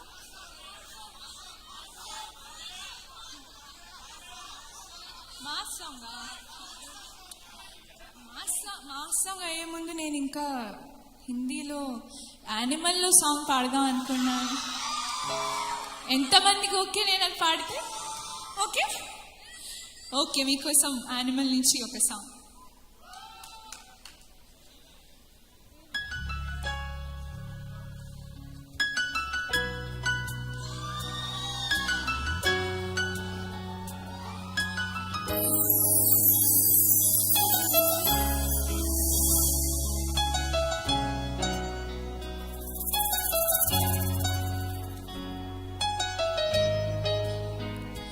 पहले भी मैं तुमसे मिली हूँ, पहली दफा ये मिल के लगा, तूने छुआ जख्म को मेरे, मरहम मरहम दिल पे लगा.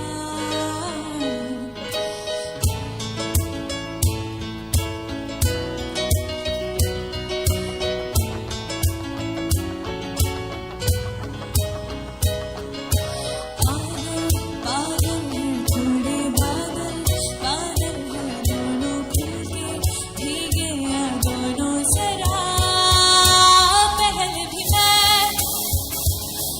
तुमसे मिली हूँ पहली दफा ये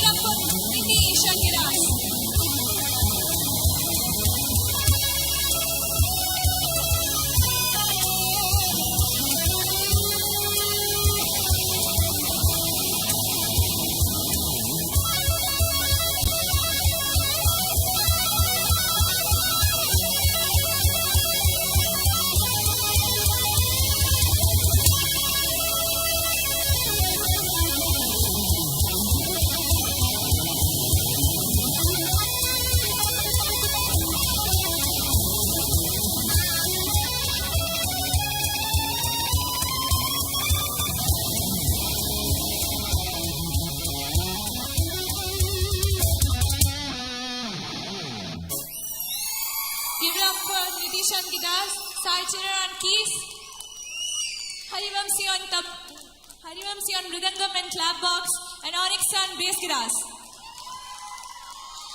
Thank you. Thank you so much.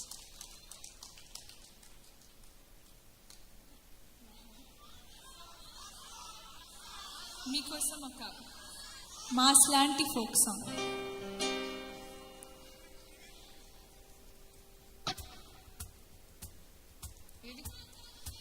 Chiranjeevi song ఇది చిరంజీవి గారి సాంగ్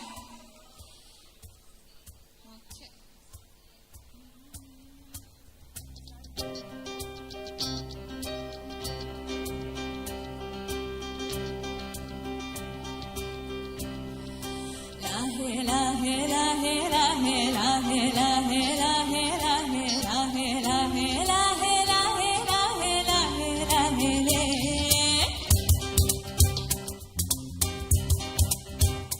లాహే లాహే లాహే లాహే లాహే లాహే లాహే లాహే లాహే లాహే లాహే లాహే లాహే లాహే లే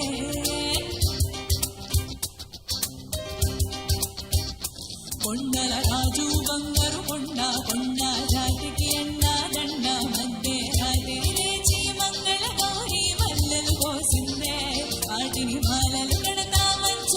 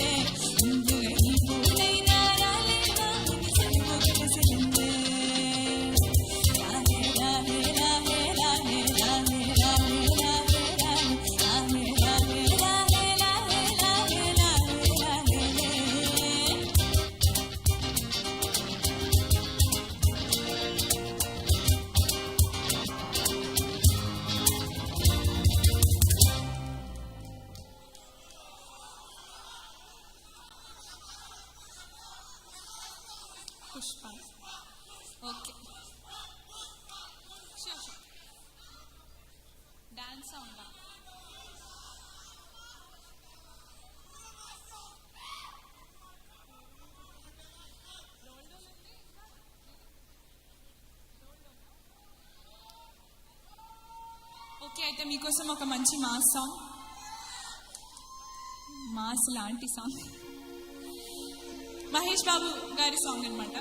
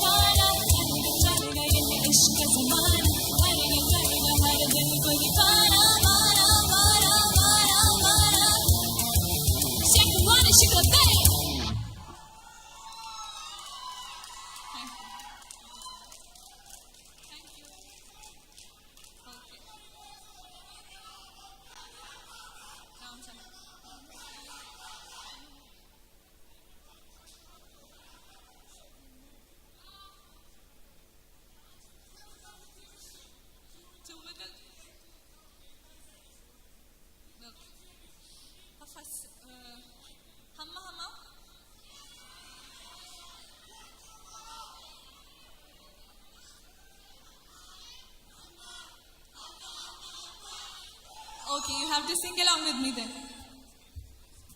You have to sing along with me, okay? Sure.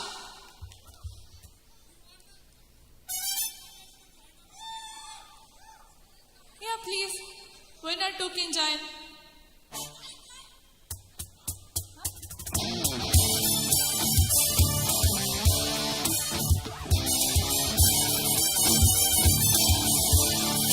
Yeah, yeah.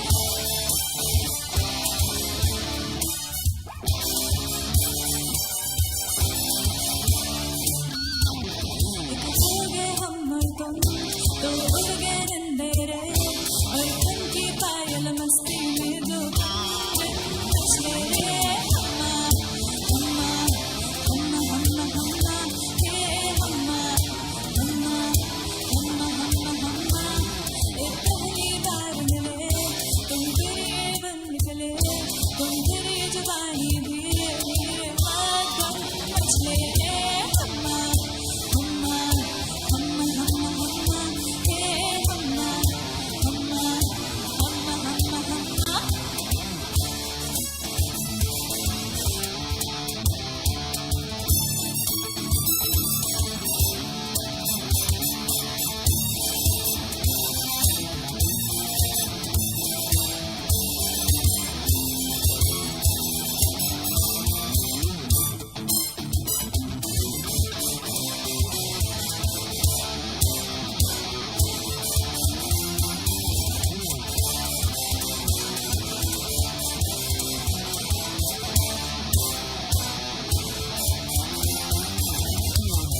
चांदनी जैसा ये बदल जाने तुमको मन को जाने तुमको मन को तो ही गए हम्मा हम्मा हम्मा हम्मा हम्मा हे हम्मा हम्मा हम्मा हम्मा हम्मा तो गए हम्मा तुम तो उड़ गए अंधेरे लेकिन मन की पायल मस्ती में जो गम मचले रे हम्मा हम्मा हम्मा हम्मा हम्मा हे हम्मा हम्मा हम्मा हम्मा हम्मा हे हम्मा हम्मा हम्मा हम्मा हम्मा हे हम्मा हम्मा हम्मा हम्मा हम्मा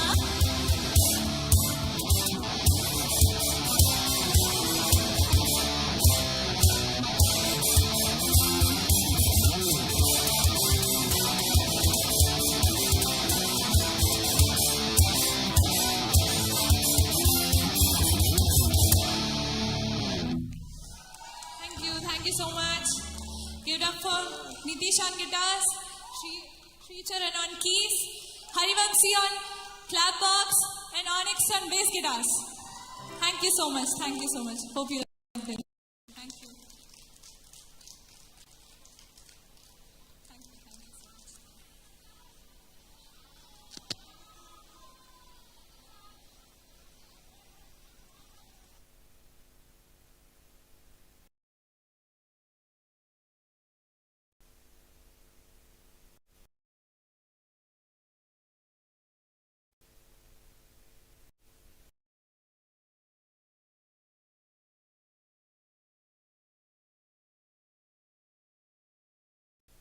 Once to understand the space itself was so difficult to actually set up a business, and things like that were challenging. So after all that was done, right, one of the biggest challenges as a startup that I continue to face today and yet not found a solution is how do you hire talent and retain them for the times that you need to keep them, right? So that's something, it's an unknown for a lot of companies, and especially when you're in the tech space, it is ever changing. People are moving every day. The technology comes about differently and all that. So everybody says you have to hire who basically complements you, right? That's one of the mantras I took back to hiring. But I don't think that really works in my experience. You know, if you must find somebody who complements you, you found your replica of you, and it isn't really doing good. So then I think we quickly changed the formula to find people who are completely opposite of you and are able to, deliver what you're looking for. You cannot always be, everybody cannot be thinkers. We need people who are executors as well. That was one of the learnings that came about from that challenge that we are facing. Apart from that, I think it has been a very smooth journey, starting a company, and after the initial hiccups, it's been very smooth, and the ecosystem in Hyderabad. One of the other challenges that people told us was Hyderabad is not tech friendly. You need to have your headquarters in Bangalore, right? That was one of the things that was told to us. So we said, but love Hyderabad, why not? When you love the city, you really need to make it happen in the city. So there were so many advices from the investors. Everybody said, you need to be in Bangalore. That's why you want to. So we didn't do that yet. No, I don't know if that is going to help us in the long run. For all the people who are here at the investor board, I am appealing to change that image that actually we come across every day. But I think it's, having heard all that, I cannot say it's bad. And I think it is a very decent ecosystem that supports and helps foster the entrepreneurs in the tech space. Thank you. Thank you. Hello everybody, my name is Gervaise Koeberg. I'm a serial entrepreneur from the Netherlands. I made my money in marketing, communications, PR and movies. And now, closer. Now I'm doing several businesses. Okay, loudest cheer to the beautiful singer.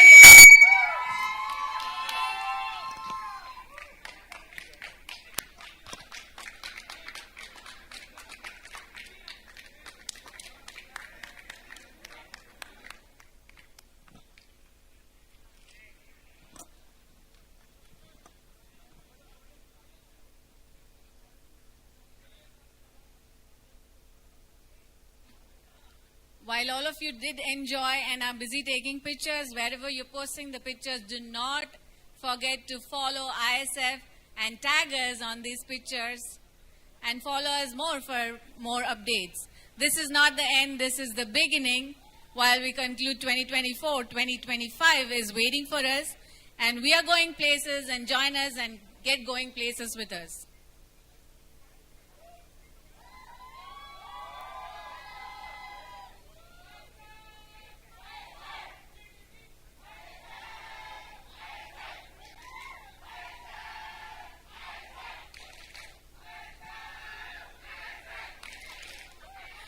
Post the reel.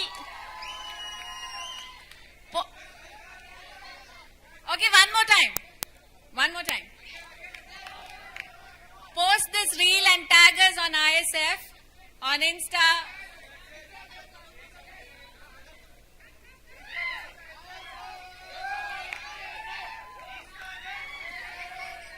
ISF.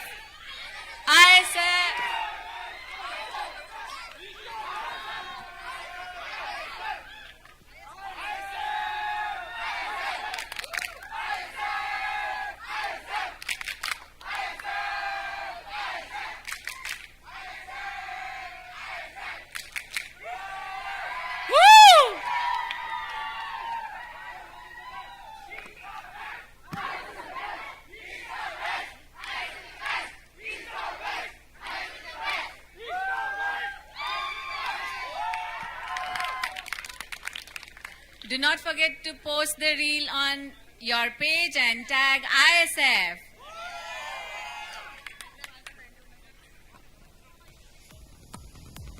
Whoever you've connected with from ISF, tag them also.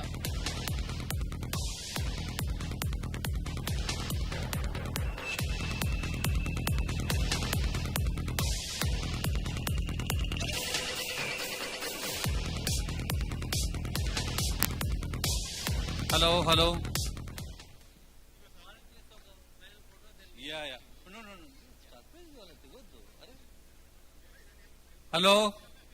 Thank you all the volunteers for the wonderful support for all these 3 days and the kind of hard work what you have done to make this conference very successful. A big round of applause to yourself first. This is the real festival. Nizanga pandagala chesaru.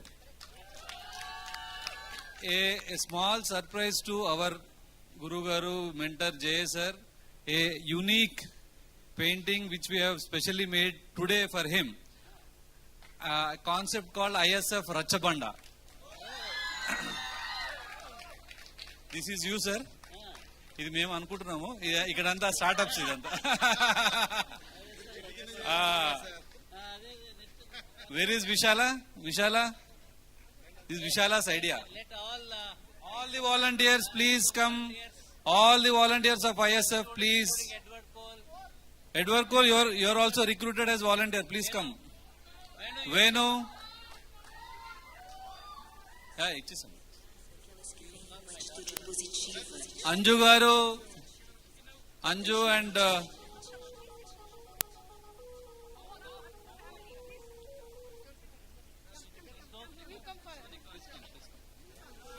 Baba, come the photo.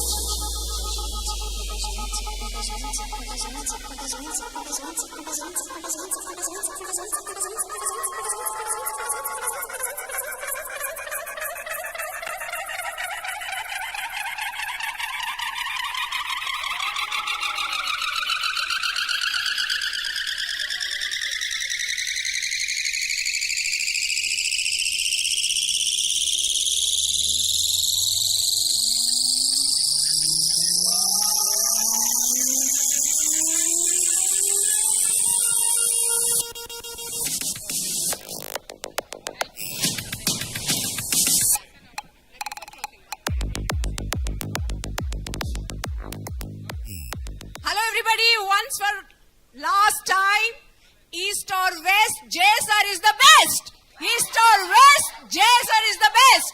East or West, JSR is the best. Thank you girls, thank you boys, thank you so much.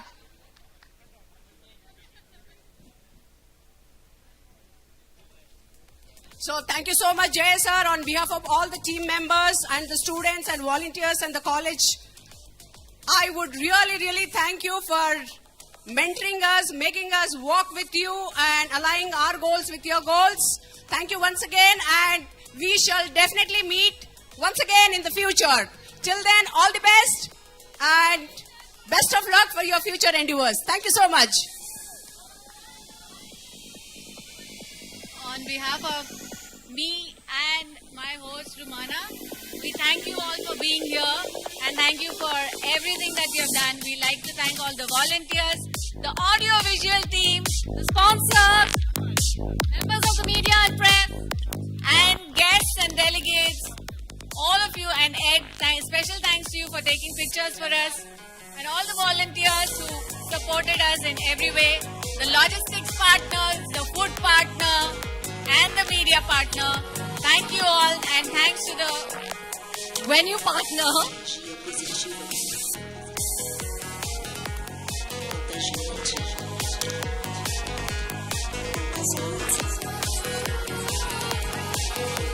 Thank you, ISF, and here are the two of us, the hosts for ISF 2024, Rashmi Kumar and Rumana Sinha Saigal signing off. Namaskar and Jai Hind. See you all next year.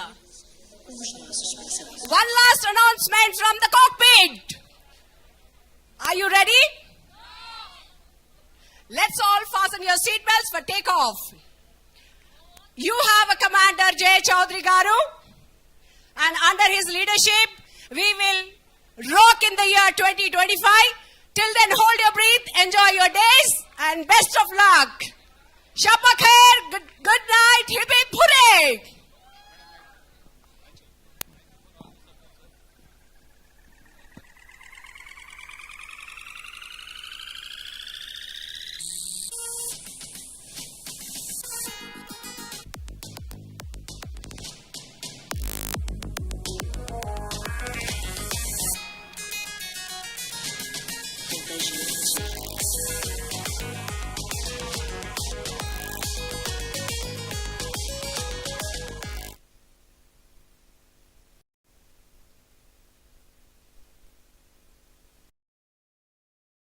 With a business partner from Hyderabad, and one of the things that I would like to do, I would like to start up an Ayurvedic brand that would be suitable to bring it to the European market, because I think the European market is a little bit different.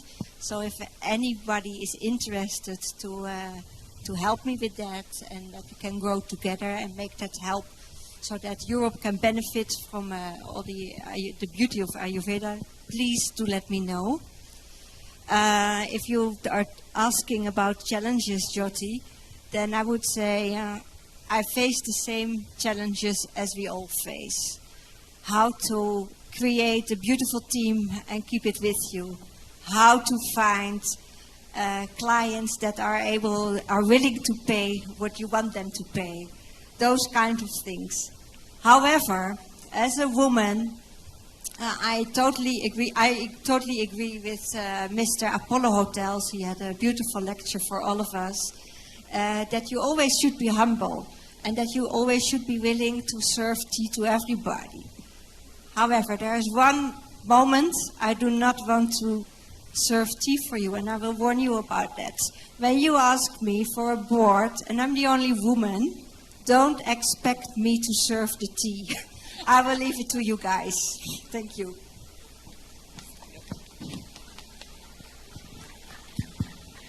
Hi, good afternoon, everyone. I'm Monica. I'm the CEO founder of a company called Ikiva.